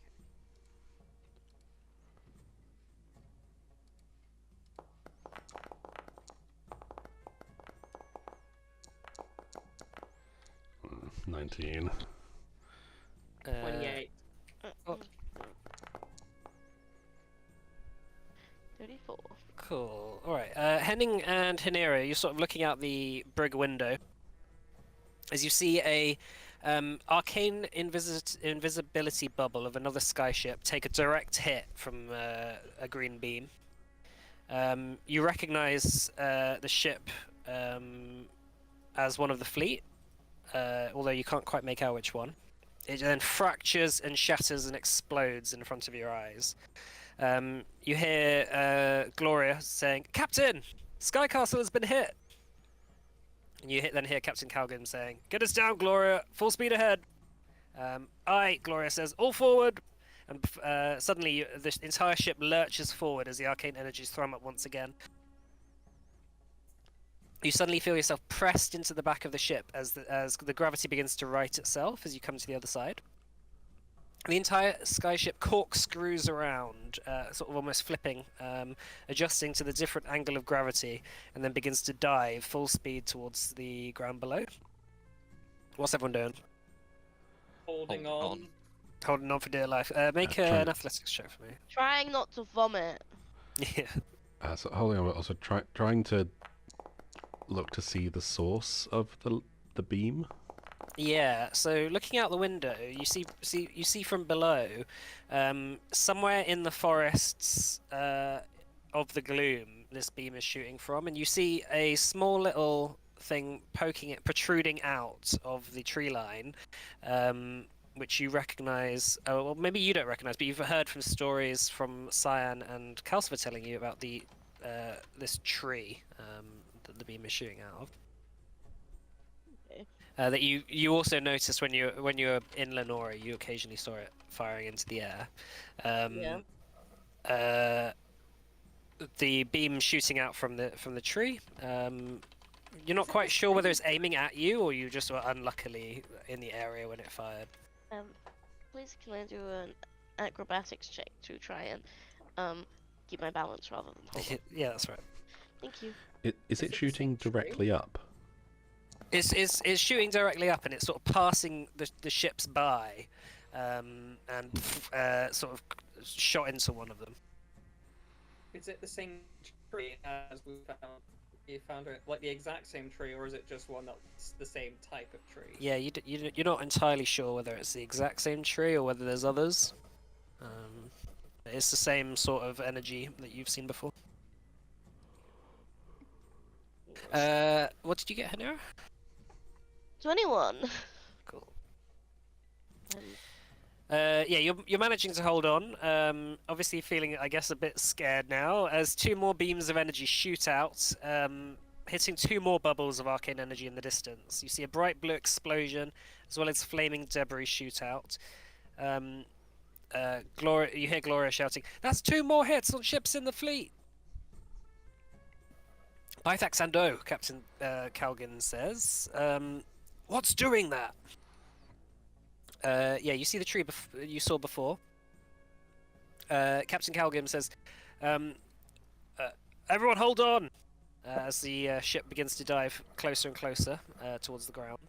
You feel yourself going faster and faster. The entire ship beginning to buckle and shake around you. You're hoping it doesn't shake itself apart as the full speed of the engines as the ship goes into a huge dive. It absolutely feels weightless now as you're kind of floating as the ship is barreling towards the ground. Suddenly you hear another beam and the entire ship begins to shake almost uncontrollably as the beam just clips the side of one of the arcane engines, and the back of the ship, you hear a sort of small explosion as the ship begins to spin. Can everyone make a Constitution saving throw for me, please? Oh no, that's where I put all of our magic items. Ooh. All of them? All of the Oh. Oh no.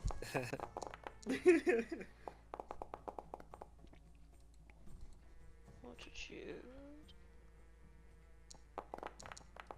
Woohoo! Oh fuck yeah! So fortuitous. All right, Calcifer, you hit your head and you are briefly unconscious. As for the rest of you, you see the door leading to the engine room swing open as suddenly the beam of energy clips itself through the arcane engine from behind, absolutely evaporating quite a large number of the gnomes who are working in the engine room. As in horror, you just see the back half of the ship just. There's no ship there anymore, as the ship is barreling towards the ground. The last thing you hear before everything goes black is Captain Calgrim saying, "Brace for impact!" Can everyone roll a D100 for me, please? Oh no. Bang playing Call of Cthulhu! Oh my god. You should roll the D100, Richard, that you have on your desk. Is it on your desk? No, it's on, It's over on the side. shelf. I In the can see it. cupboard. I think my roll went through as Cascus. That's your role, is it? I think that was Okay. unless someone else. I don't know how that happened. Done it. 88. Yeah, if someone can do one for Cascus as well, thanks. I'll take that as yours. I'll do it now. Yeah, we have a D100 that's like a ball. Massive metal ball. Nice. Okay, alright, so that's how much damage you take. Oh, Oh, okay. I think Hank needs to roll one as well. If we pass the fortitude save, is it half damage? No, that's just to, yeah, that was just another roll. Okay.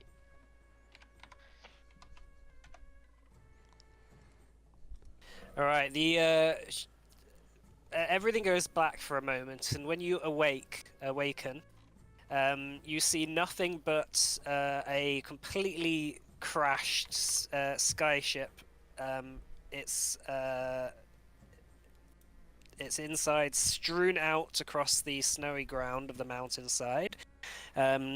Arcane fire raging, and you scattered around. A large number you noticed just before you crashed of the crew, unfortunately, were not in a good place, where they were basically ejected before the ship even crashed. But as you awaken and find yourselves shivering with the gloom frost around you, you feel lucky to have survived. What was Cascus's? Oh, 50. Oh, does the shade steel prevent any of that damage with the hardness thing? No. That's just from attacks. Like if Oh, wait, you're, Cool. what type of damage is it, sorry? it's just sort of that's just the health you basically have taken Ow. from. Ow. Damage. A series of things. Oh, okay. Cool.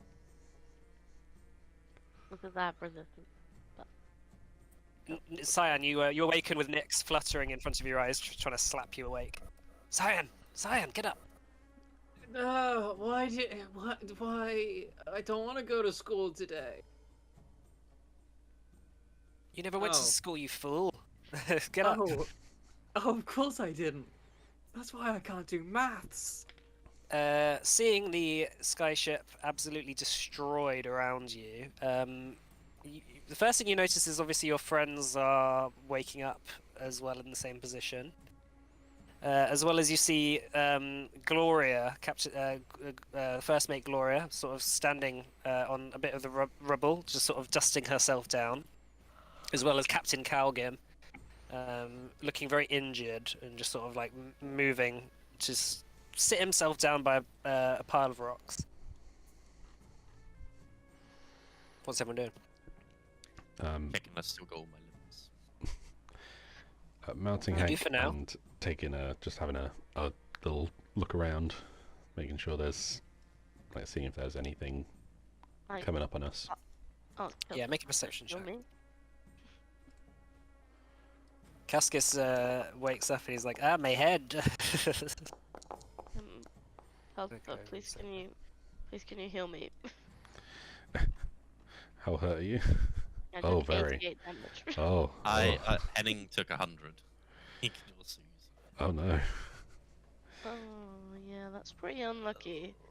Gloria says, What are the chances? yeah, Gloria says, what on earth happened? What was that thing? Evil tree, I think. So this is the gloom. And we're stuck here. No ship. Yeah. Not a single one made it.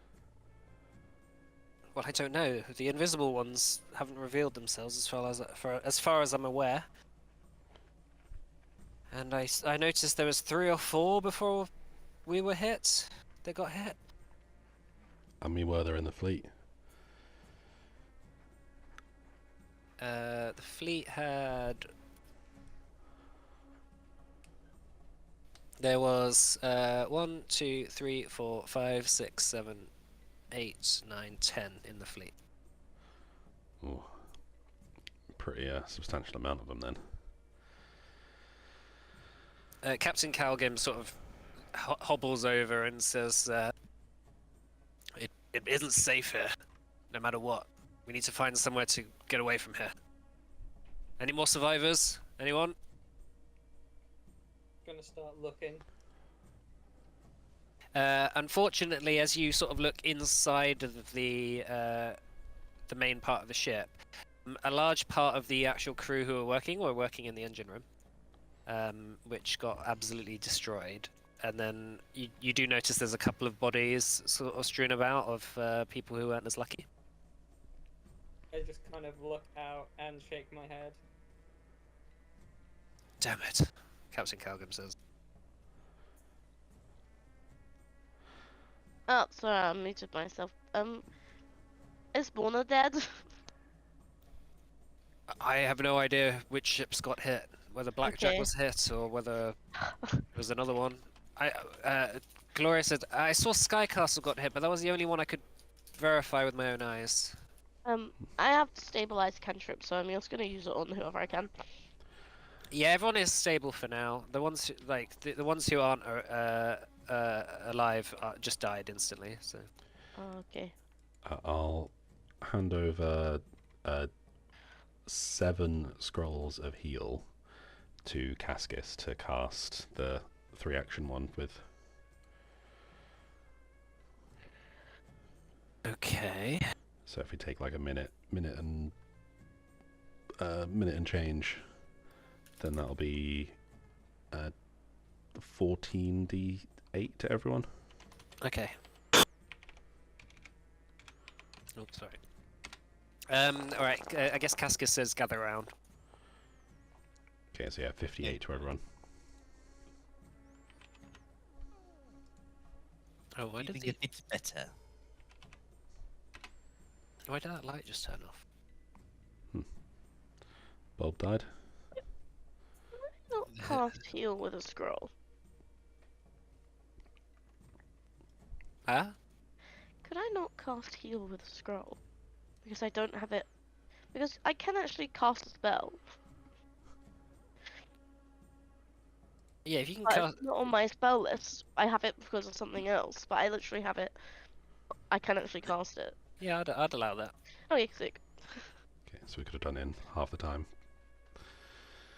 Cool. Everyone get 58 damage. I can try and sense where Morna is. I have a wand of status. Okay. What does it do?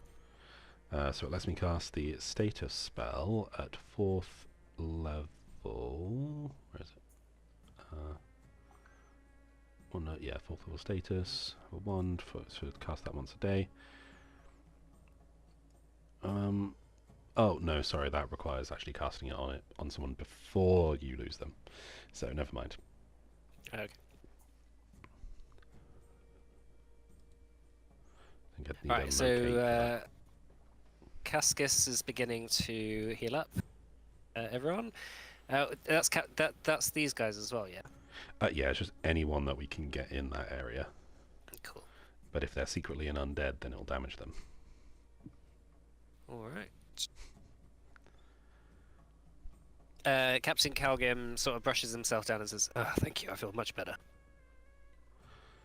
What did you get on your perception check, Calcifer, before? 32, was it?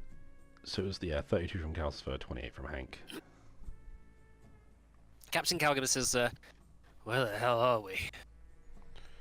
You look around, and yeah, it's very hard to tell exactly where you are. Try and just like look straight up for like the opposite, like a map of Adana above us. So you realise quite quickly that looking up, because of the fog down here, it's a lot harder to make out landmarks from. Okay. Right, so probably should have done this before we left for the day, but I'm going to cast status on us all. So it can target up to 10 creatures. So I'll get like the party, including Hank, and then the captain and first mate. Okay. So until my next daily preparations, as long as me and the target are on the same plane of existence and both alive, you remain aware of their present state. You know the target's direction from you, distance from you, and any conditions affecting it. Okay.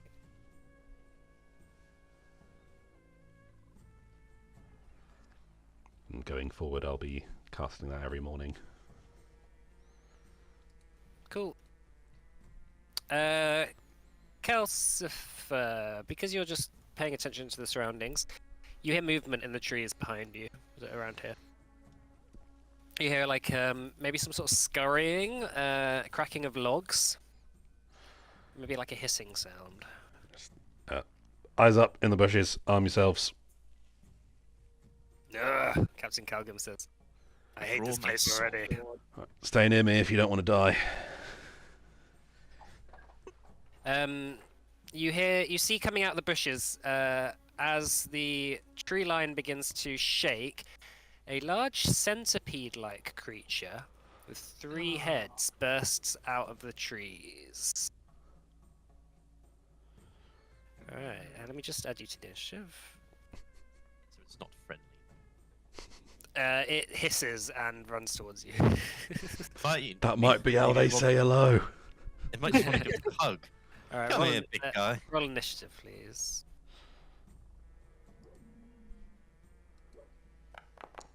Just perception, or Perception, unless you're doing something else. You, it's fine if you want to That's do what something else. I'll call her. There we go. 29. There we go. I have a new spell, but it's not on Foundry. It's only on Orgasm Methods. So I hopefully have inputted it correctly. Okay, can someone do Cascus as well, please? Sure.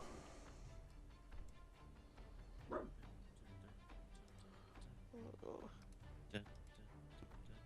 Oh, Cascus has no token in the scene, apparently. Oh, that's his old one.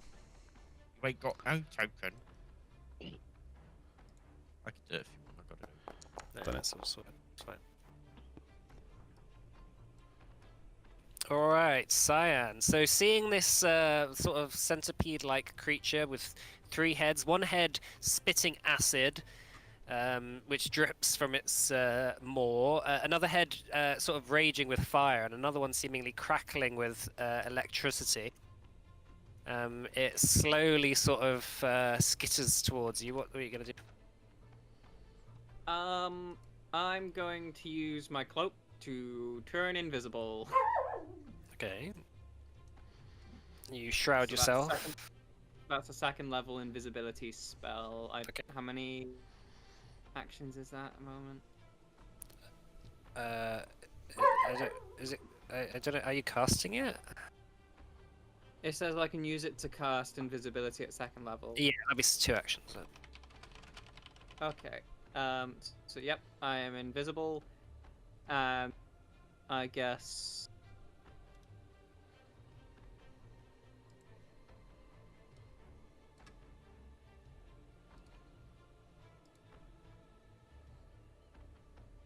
I'm just gonna move. What is happening? The cyan is just moving all over the place, Just tell me where you want me to move you. like around by here. Yeah, the lights What are is- being really weird. Where is Cyan? Ooh. Cyan's invisible at the moment. Oh, okay. It's fine. Oh, I'll now I've complete. Oh, there we go. I'll just Yeah, put the fine. invisible condition on you.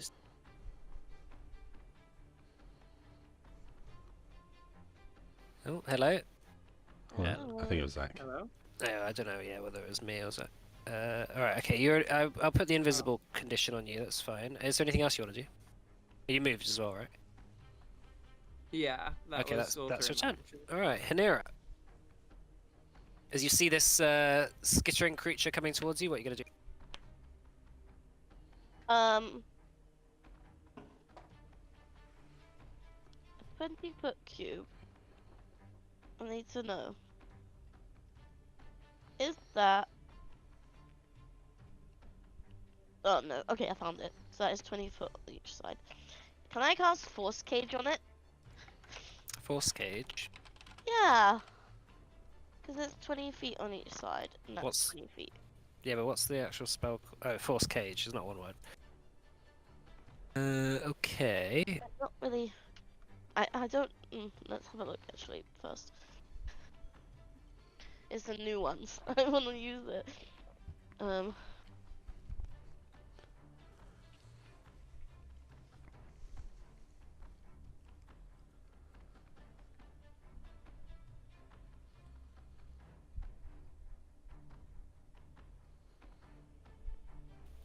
Yeah. I Should think this isn't should be as able good to. as it is in D&D. No, Okay, it's Can it definitely make not a as reflex good. save, please? A reflex save. Yeah. That is 29. Fail! It's in the force cage. Okay. That pretty much just encloses it. Like, there's no more space in the cage. All right. So as it bursts out the tree line, you shoot up a arcane wall of energy, which traps it within. Yeah. I don't think I'm within reach of it, actually. And that's 3 actions to do that.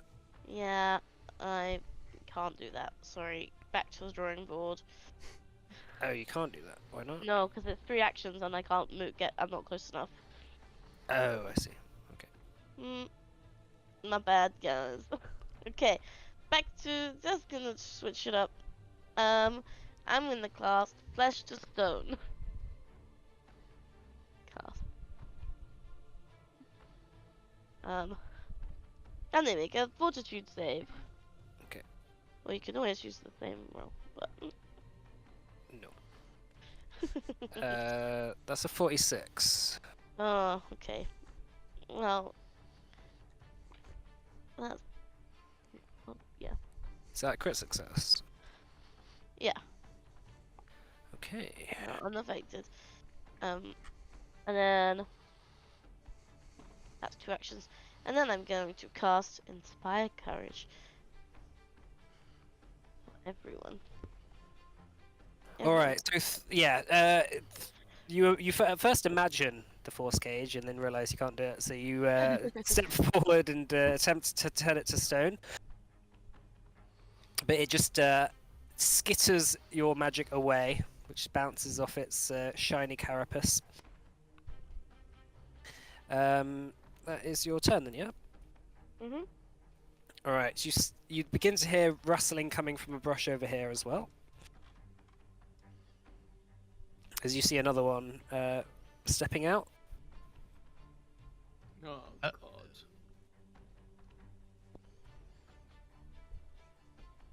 It's going to move over here.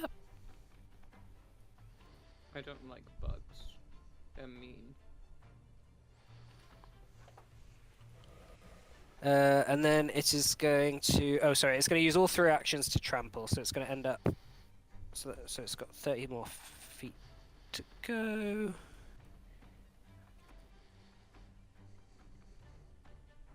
Yeah, it's gonna end up over here. Just sort of like run this down here. So it's gonna make an attack as it passes you all against Hanera, Kaskist, Gloria, and Kalgim. Okay, so it'll be Calgrim first. If it hits, I'll use Glimpse of Redemption. 44 onto... Oh no, sorry, it's 33 onto Kalgim, which is a hit. Okay, I will Glimpse of Redemption to reduce that by 15. Okay. Joanne just gone. And it will start taking some spirit damage. Okay. Is it enfeebled? Yes, it'll be enfeebled too. Alright. Second attack onto Gloria is a 44, which is a crit.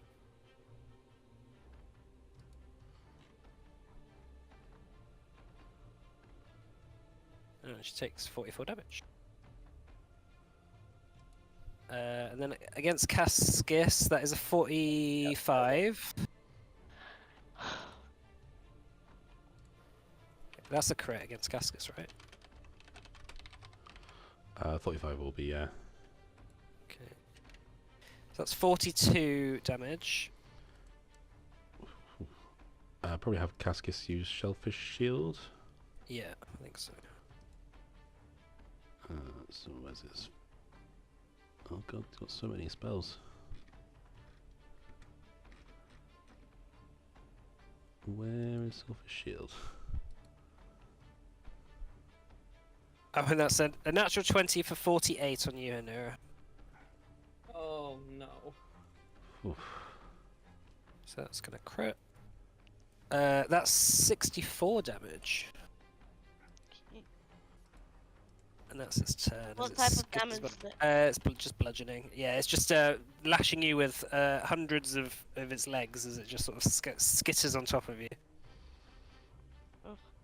Alright, So- Henning. Sorry, how much damage did Cascus take? Oh, sorry, Cascus took 42. Okay, it's reduced by 8. And the extra thing probably won't matter. Mm-hmm. Henning is going to run up to next to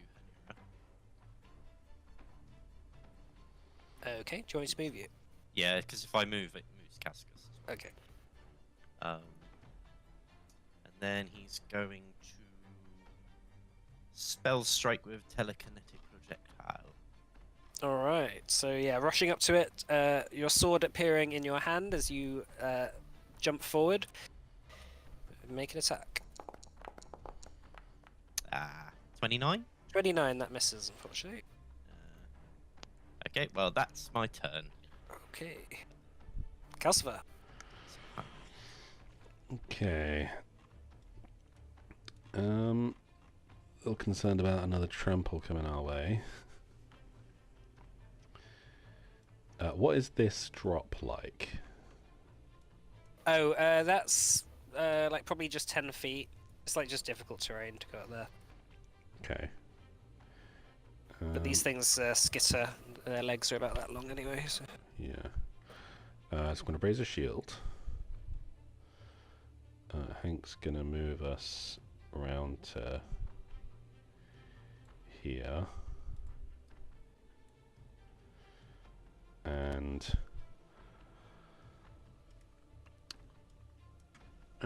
we will, as Hank is then going to use his support benefit, so my attacks will make them flat-footed if they hit, and Okay. then I'll make an attack with Dawn Reaver. Okay. 44. 44, that is a hit. Okay. Almost a crit. So that's 23 damage, and they're flat-footed. Okay. And flat-footed. Nice. Yeah, taking out Dawnweaver and slashing it in, the radiant light burning this creature. Okay, that's it for me. That hisses as you do it. That's it for you. Okay, cool. The second one is just going to skitter down Oh. this way. By any chance, is it an undead creature that is specifically vulnerable to sunlight? It is not, unfortunately. Just checking. That's alright. And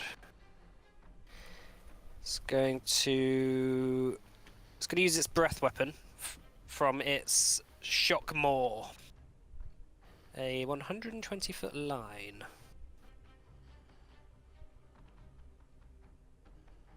Uh-oh. Yeah, it's gonna fire it at Henning. No. Henning, can you make a reflex save for me, please? It saw what he did in that room. 40. Alright, that's a success. You take half damage. So that will be 28 electricity damage as a beam of light shoots past both you, and Cascus Hanira, and just hits heading it in the shoulder. Just past him. And that's his turn. Cascus, what's Cascus going to do?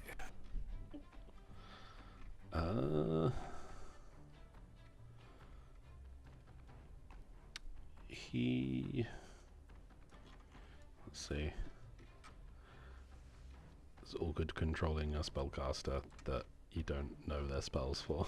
Yeah. Like, there's a lot of options.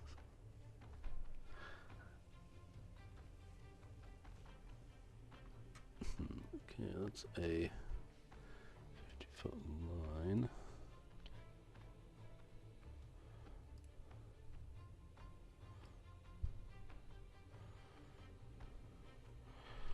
Okay. So he's going to move to there. And then he's going to cast a 50-foot line that should hit both of them. Okay. Shadow Blast. So that is... Is that reflex save?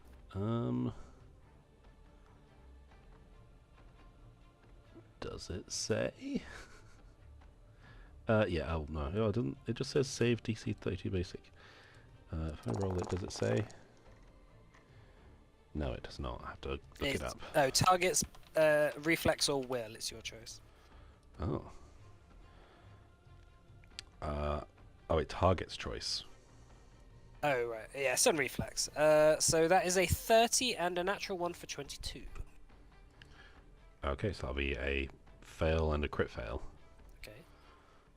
So that will be 18 and 36 damage. Okay. Yeah, a beam of black energy shoots out from Cascus, bisecting the two creatures with a beam of fiendish magic. Is that Cascus done? Yeah, that's 3 actions. All right, Calgim is going to raise his pistols, and he's going to fire 2 at the one that is looming down on everyone. Well, pistol, then reload, and then fire again.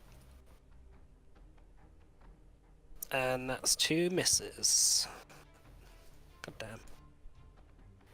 Alright, Gloria is going to... she's just going to step back. And she's going to do the same. Fire a pistol. 37, that hits. And that's 19 damage. And then she's going to reload. Cyan. All around. Alright. I guess Cyan's going to take 2 movement actions to get to down next to Henning.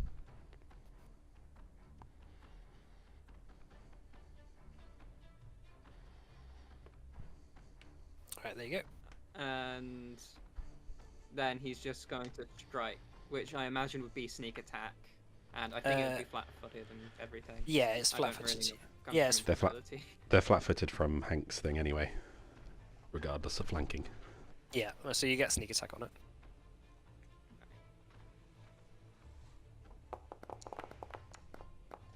Oh, that was almost 20. 39, that is a hit.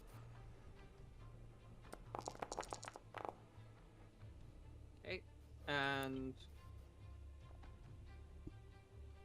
15 damage.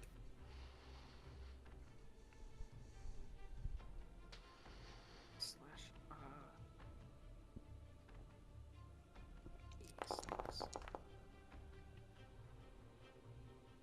Another 12 damage. Alright, so yeah, you slip your blade into in between its carapace armor, and it hisses in pain. A bit of like acidic blood shoots out. Hanira, what are you doing? I'm gonna move away, please. Are you gonna step, or are you just gonna walk? I'm gonna step, especially as you just asked. Ah, just ask. No, I was gonna step anyway. I'm gonna step away. And then I'm gonna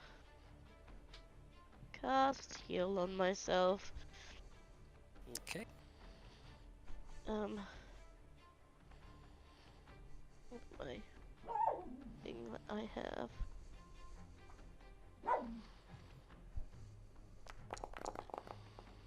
Oh, 26. All right, 26.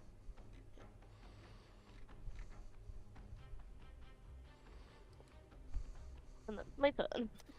Cool.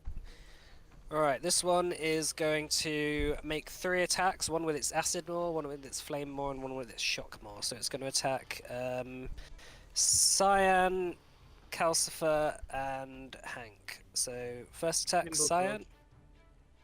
Nimble dodge. That is a 43 to hit.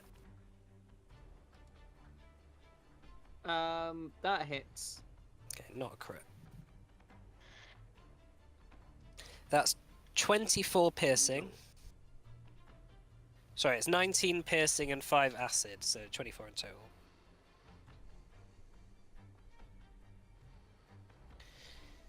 Second attack onto Calcifer. That's 47 to hit. That hits. It's not a crit. Okay. So that's going to be 25 piercing and 7 fire. Okay, so I will shield block, Mhm. which will reduce it by 17. Mhm. Sorry, can you say the numbers again? So it's 25 piercing and 7 fire for 32 in total. So it's 32. I reduce it by 25 total between Shade Steel and the block, so it goes down to 7. Okay. And then one onto Hank with the shock maw. Okay. That's 26 to hit. That does not hit. Okay. Henning. Right. I'm going to recharge my spell strike. Okay. And try again with another spell strike. Alright. Telekinetic projectile. Oh, for God's sake. Ooh, that's a natural 1. That is a crit failure, unfortunately. Yeah. Okay, well, that's my turn again. Don't forget, lose your legend points. Well, I shouldn't need to use it. Alright, Calcifer. Okay. After seeing Henning whiff, what are you going to do?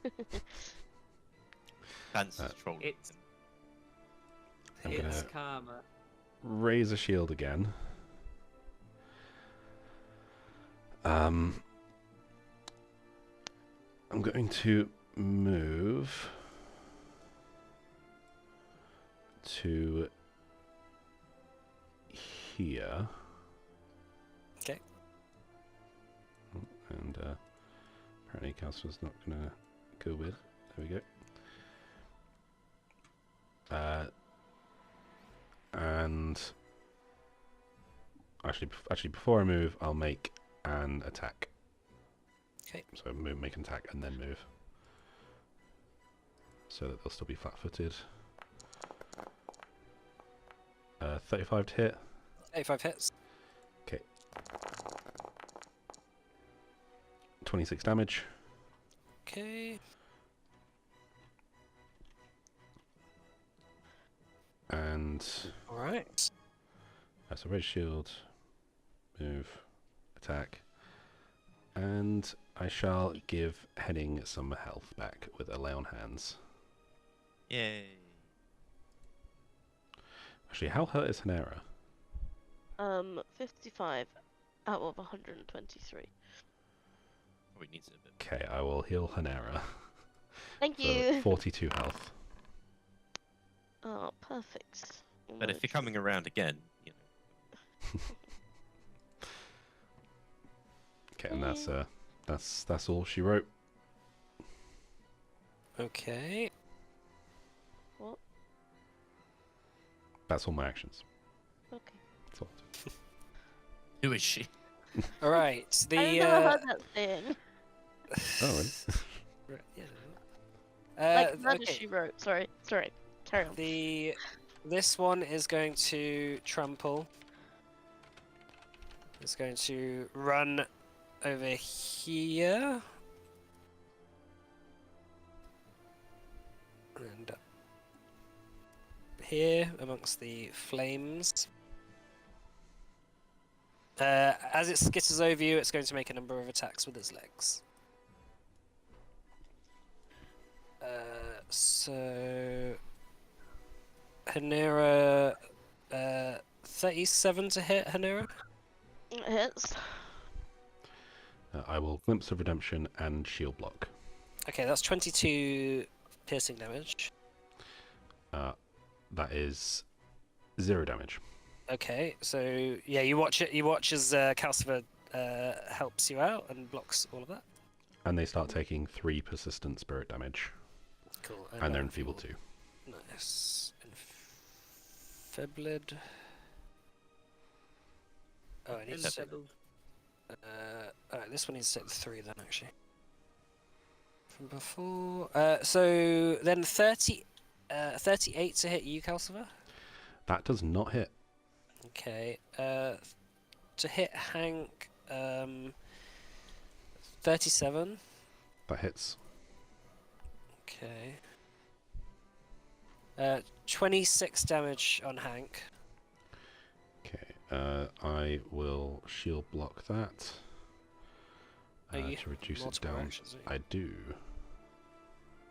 So that will reduce it down to 9 damage. No. Okay. 8. Yeah, 9 damage. All right. On Henning, this is 35 to hit. That hits. Okay. That's 29 damage to you, Henning. Ow. And then Cyan, 32 to hit. Miss. Okay, and then on Cascus, 44 to hit. That'll be a crit. Okay. Uh-oh. That's 44 points of piercing damage. Oh, shit. Yeah, as it scurries over you, it sort of half coils itself around across the main mast of the crashed ship. The flames seemingly licking its carapace, but it doesn't seem to be that bothered by it. Cascus. Okay.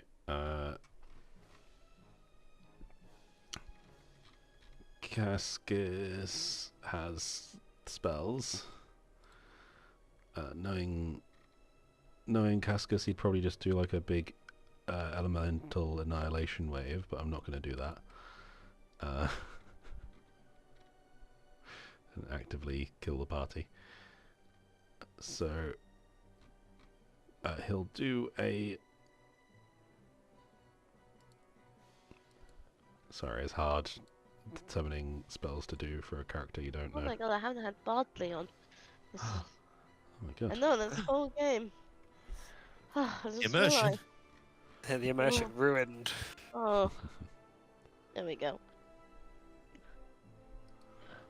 He will...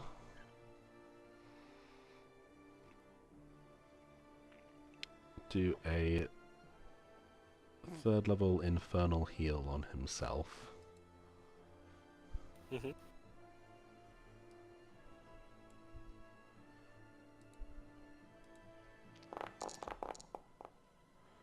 For 44 health back. Oh, nice. And then with his 1 remaining action,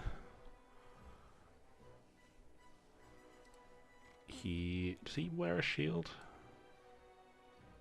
I don't remember. I don't think so. But yeah, Oh, I he don't has, think he he has a spell guard shield, Okay. which he will Oh, raise. yeah. Okay, that's cool.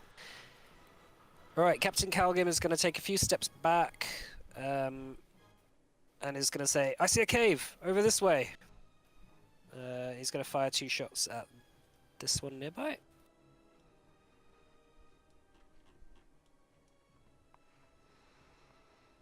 $39, that's a hit and a miss. 26 damage. Says, come this way.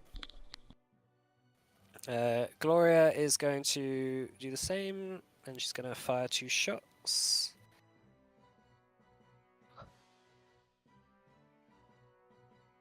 Uh, 35 and 31, so 1 hit, 1 miss. That's 25 more damage. She follows him. Alright, Cyan. So there's a cave, right? Yeah, you see Captain Calgan pointing over here, as if there's like a cave entrance nearby. Can I use Shadow Jump to just teleport into there? Yeah, what's your range on that? Shadow Jump enables teleport me and any items I'm wearing and holding to any space within 120 feet. Okay, so you can go there if you want. Yeah. So I'll take you there. All right. It's sort of glitching a little bit for me. Oh shit. There we go. Yeah. So wrapping yourself in shadow, you appear far away from the horrifying monsters which were about to kill you before. Hanira. Oh, is that your turn then, Cyan, or do you want to do something else? Yeah. Yeah, that's your turn. Yeah. Yeah, that's me. Okay, Hanira. I would like to move far away. First thing first, I'm gonna move to here. Whoop. Okay. Then I am going to. Can I do a recall knowledge on them? Sure.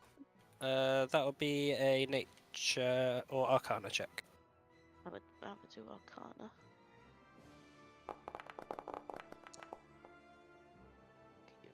$31.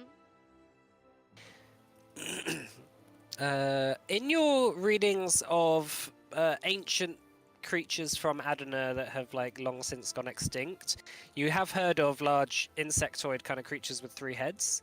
They were known as the Macradi, and they are long extinct in Adana, but it's unsurprising that they happen to be here. Especially as many of the elven lords who were responsible for getting rid of them probably use shade steel weapons, which probably just deposited them here. So you are familiar with the Macradi. They are insectoid beings. They're beasts. What information did you want to know about them? Are they resistant to anything or vulnerable? Yeah, they're resistant to acid, electricity, and fire, and they have 20 resistance to those. Oh shit. Are they vulnerable to anything? They're not vulnerable to anything. Okay, They're not that's weak to fine. anything. But they can Acid, also burrow and fire. they can also climb. Was it acid, fire, and poison? You say? Acid, electricity, and fire. Electricity. Okay. Okay, and then I will tell everyone in a nice song. That's my carriage. Okay. This Alright. This one.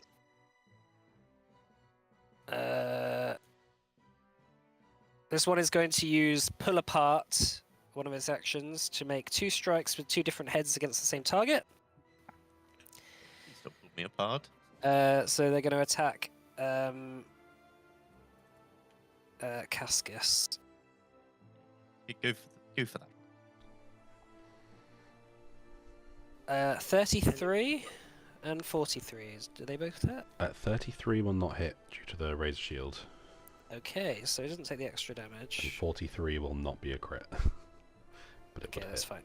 fine. That's 40 piercing damage. Oh, sorry, 27 piercing damage and 13 fire for Cascus.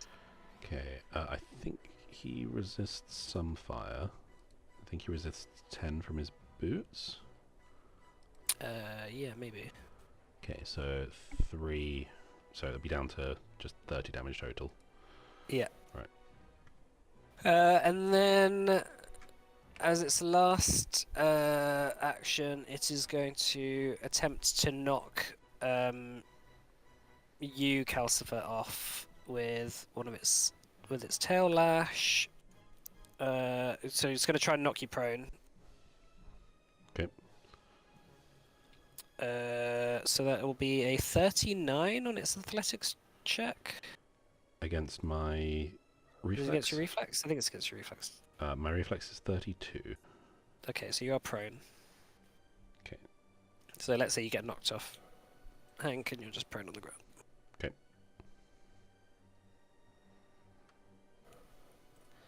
Alright, that's his turn. Henning. It's Hennington. Recharge spell strike. And try again. Hopefully we get a hit this time. 40. 40 hits. Yay! So damage from the sword strike. And damage from telekinetic projectile.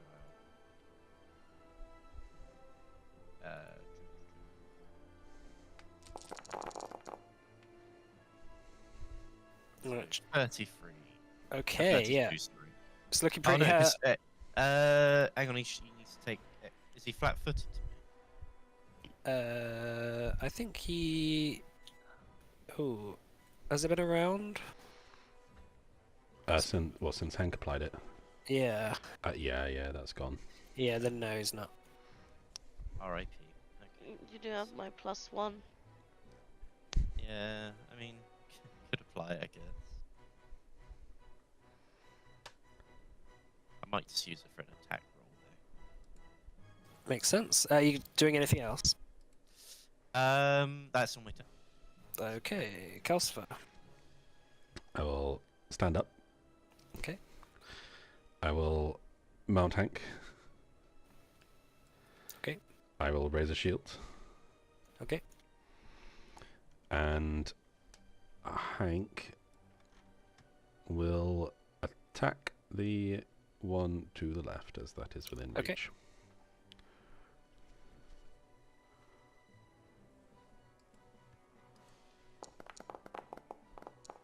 And miss. That is a miss, unfortunately. And that's it. Alright, this one is going to... 3... It's going to trample. It's going to go this way.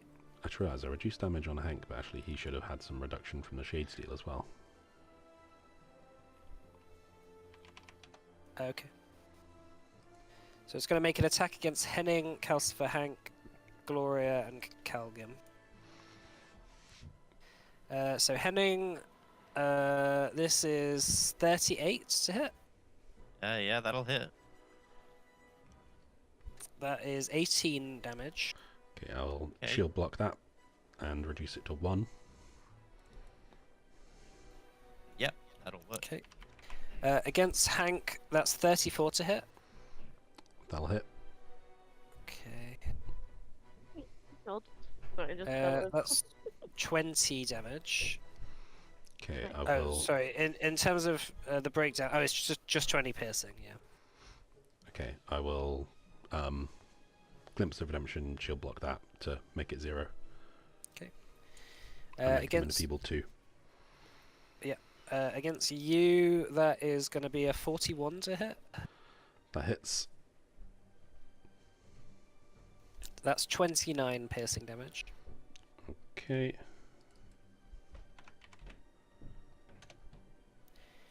That is going to be a crit on Gloria. That's 58. Oof. Oh, she's looking pretty hurt. And on Calgim, that is going to be a 39, which is just a regular hit. 25 damage. and then it situates itself in the gap, sort of blocking you off from getting to the cavern. All right, Cascus. Okay. So, he's spontaneous, right? Yeah. Yeah. Okay. Good. So he's going to do a. How long is that? No, that won't reach.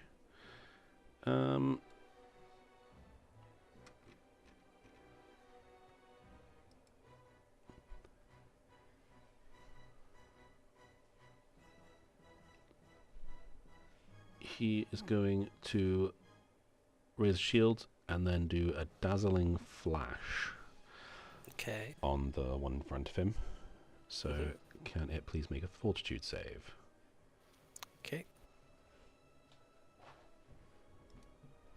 34. That'll be a success. They're dazzled for 1 round. Okay.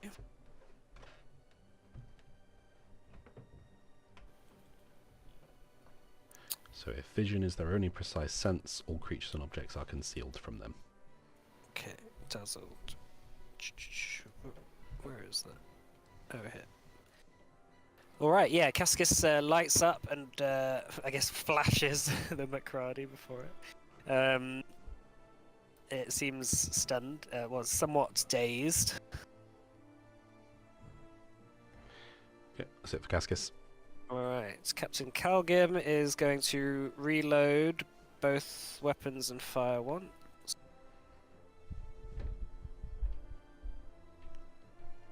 Uh, 39 to hit, that hits. 35 damage. And Gloria is going to chug a potion.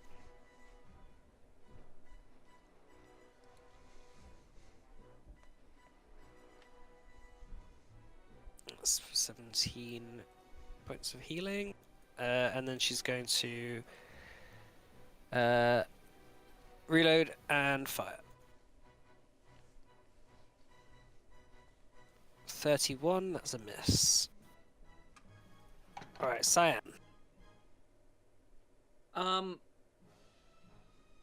bad is the one by the captain looking? This has been hit the least. This is the one the one nearest the rest of the group is the most damaged. But it's been hit a little Okay. bit, but it's got a fair bit of health left. I think Cyan's just gonna. I don't think Cyan can really help out at the moment that much. So, Cyan might just try to hide. Yeah, make a stealth check. Okay.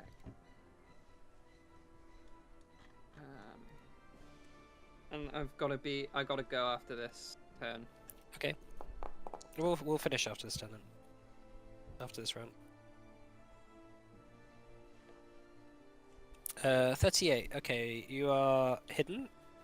Do you want to move over into that brush and then hide? Yeah. Okay. Alright. And I Right. don't think I can really do anything else That's at cool. the moment. Yeah, we'll finish after this round, but feel free to go if you need. All right, Hanira. Alright. See you guys. All right, see you later. You're muted, Joanne, I think. Hello, sorry, I wasn't at my computer because I had to just do something, but so I don't really know what's happened. However, could you just tell me which was the most damaged? Can I tell? This one on the bottom. Yeah, it's Okay, looking. It's it's like losing. It's lost a few limbs. Like it's leaking Okay, acid and fire. I would like to cast Magic Missile on it. Yay. Okay. Number 3, level 3. Sorry?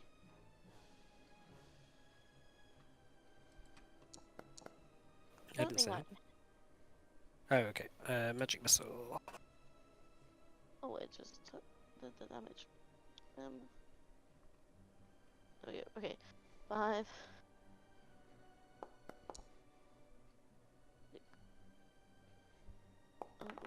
second. Oh, I thought I turned dangerous sorcery off. Okay, so that's...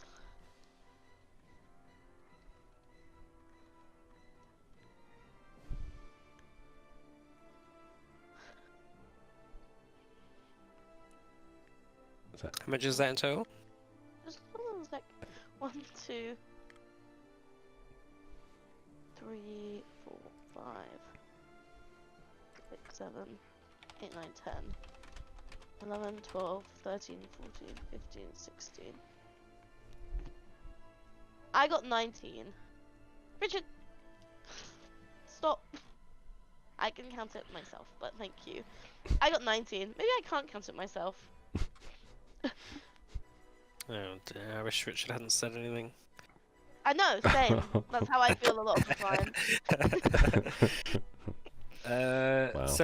So what is the add-on damage? Is it just one-off? A one-off add? Yeah, there add-on? shouldn't be a 3 on every one. There should just be a 3 on one of them. Okay. So that's 5, 8. Oh shit. I mean, it's easier to just add them all up and then subtract 12.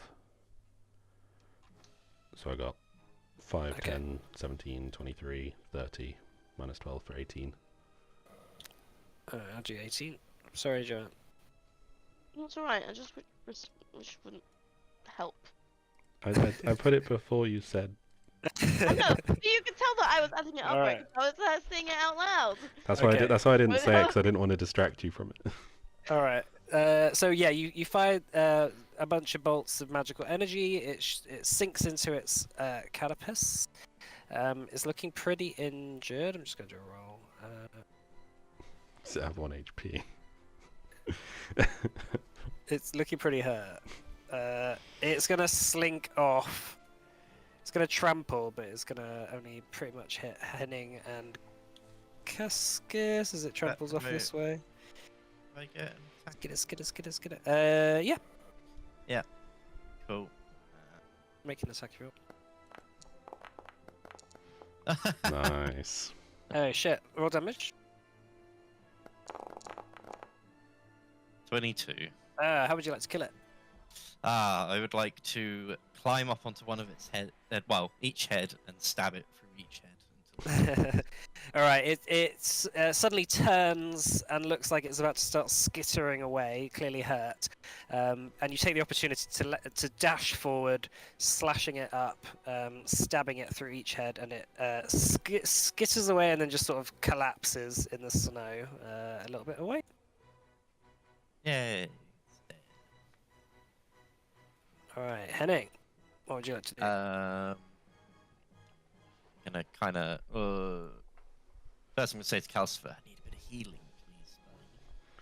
I'm trying. And then I'm gonna use 2 actions, I guess, to go over and help these 2. Okay. I could be moved to here. And then I will use 1 action to recharge my spell strike. Okay, That will be my turn. cool. Calcifer. Okay. I don't have enough speed to actually get it up there, so I'm going to I'll get to there with a movement, and then Hank.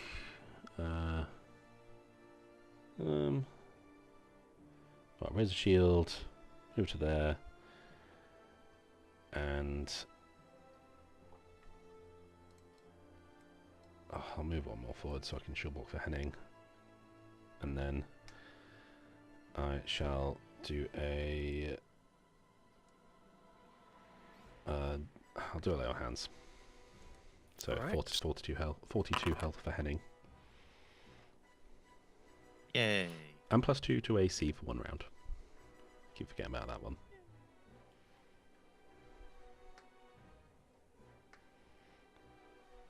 And that's it for All right, me. that's your turn. Yeah. Yeah. Okay. All right. The McCarty, as you all begin to gang up on it, is going to take a few steps back. You got an attack of opportunity if you want him. Yeah. Yeah.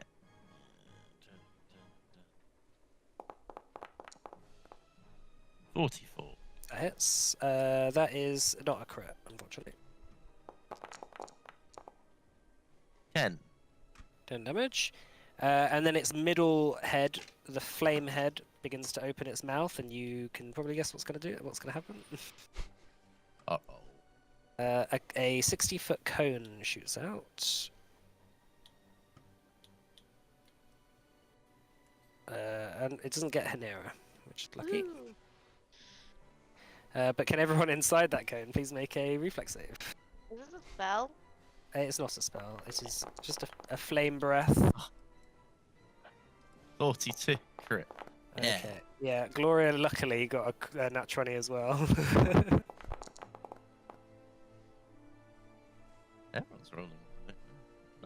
Alright, the DC was 34, so Calcifer, you fail. Calgim gets a crit fail. Oh god. There's a lot of damage.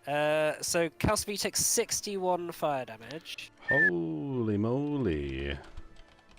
Obviously, Calgim takes 122. He's unconscious. Shade still not reduce this because it's not an attack. No. Okay. Ow. So yeah, he's unconscious. Gloria manages to dive for cover. What did Hank get? Oh yeah, Hank succeeded, so takes half damage, which is 30? hang on. I can't find where the fucking thing is now. Oh yes, yeah, it's 30 damage back.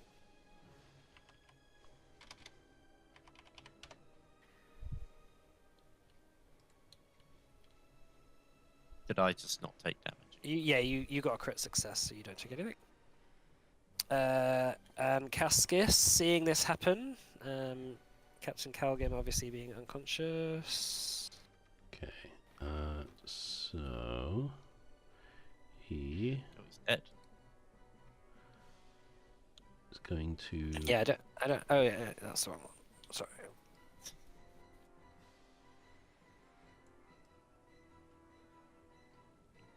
Okay, so he's going to walk up to. He's going to walk up to here, and he's going to do a infernal heal on the captain. Mm-hmm. So heal versus living, heal, roll. That's 36 health. Right, he's no longer unconscious, but he is still prone. And that's it for Cascus. Okay, yeah, breath returns to Captain Calgim, who immediately shoots back up. He's going to use some movement to get behind you, Calcifer. And then he's going to fire a shot at the McCarty. And miss. Brilliant.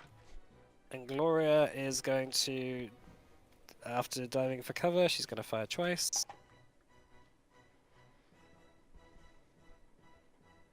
.32 and 30, they both miss. Just sort of glancing off the armor. All right, we'll finish off there for today. We'll get back Cool. to it next session. Yeah. All right. Alright, thanks for the All right. game. We'll see you. Yeah. Thanks for playing, and excited to reveal the map of the gloom for you as you explore the gloom. So, yeah, we'll get back to that next week then. Yeah. Mm-hmm. All All right. Thanks for playing. Thanks for watching our Russian viewers. Oh yeah. Don't Alright. be rushing to watch. Like and subscribe. Like and subscribe. Russian to view. Russian like and to subscribe. be Russian to favorite and share on Bebo. Or whatever weird website Russia uses these days. All Yeah, right. Truth Thanks a lot. Social. Truth Social. Yeah. All right. Bye. Whereas Trump calls it Truth Central. Bye. Bye. Bye.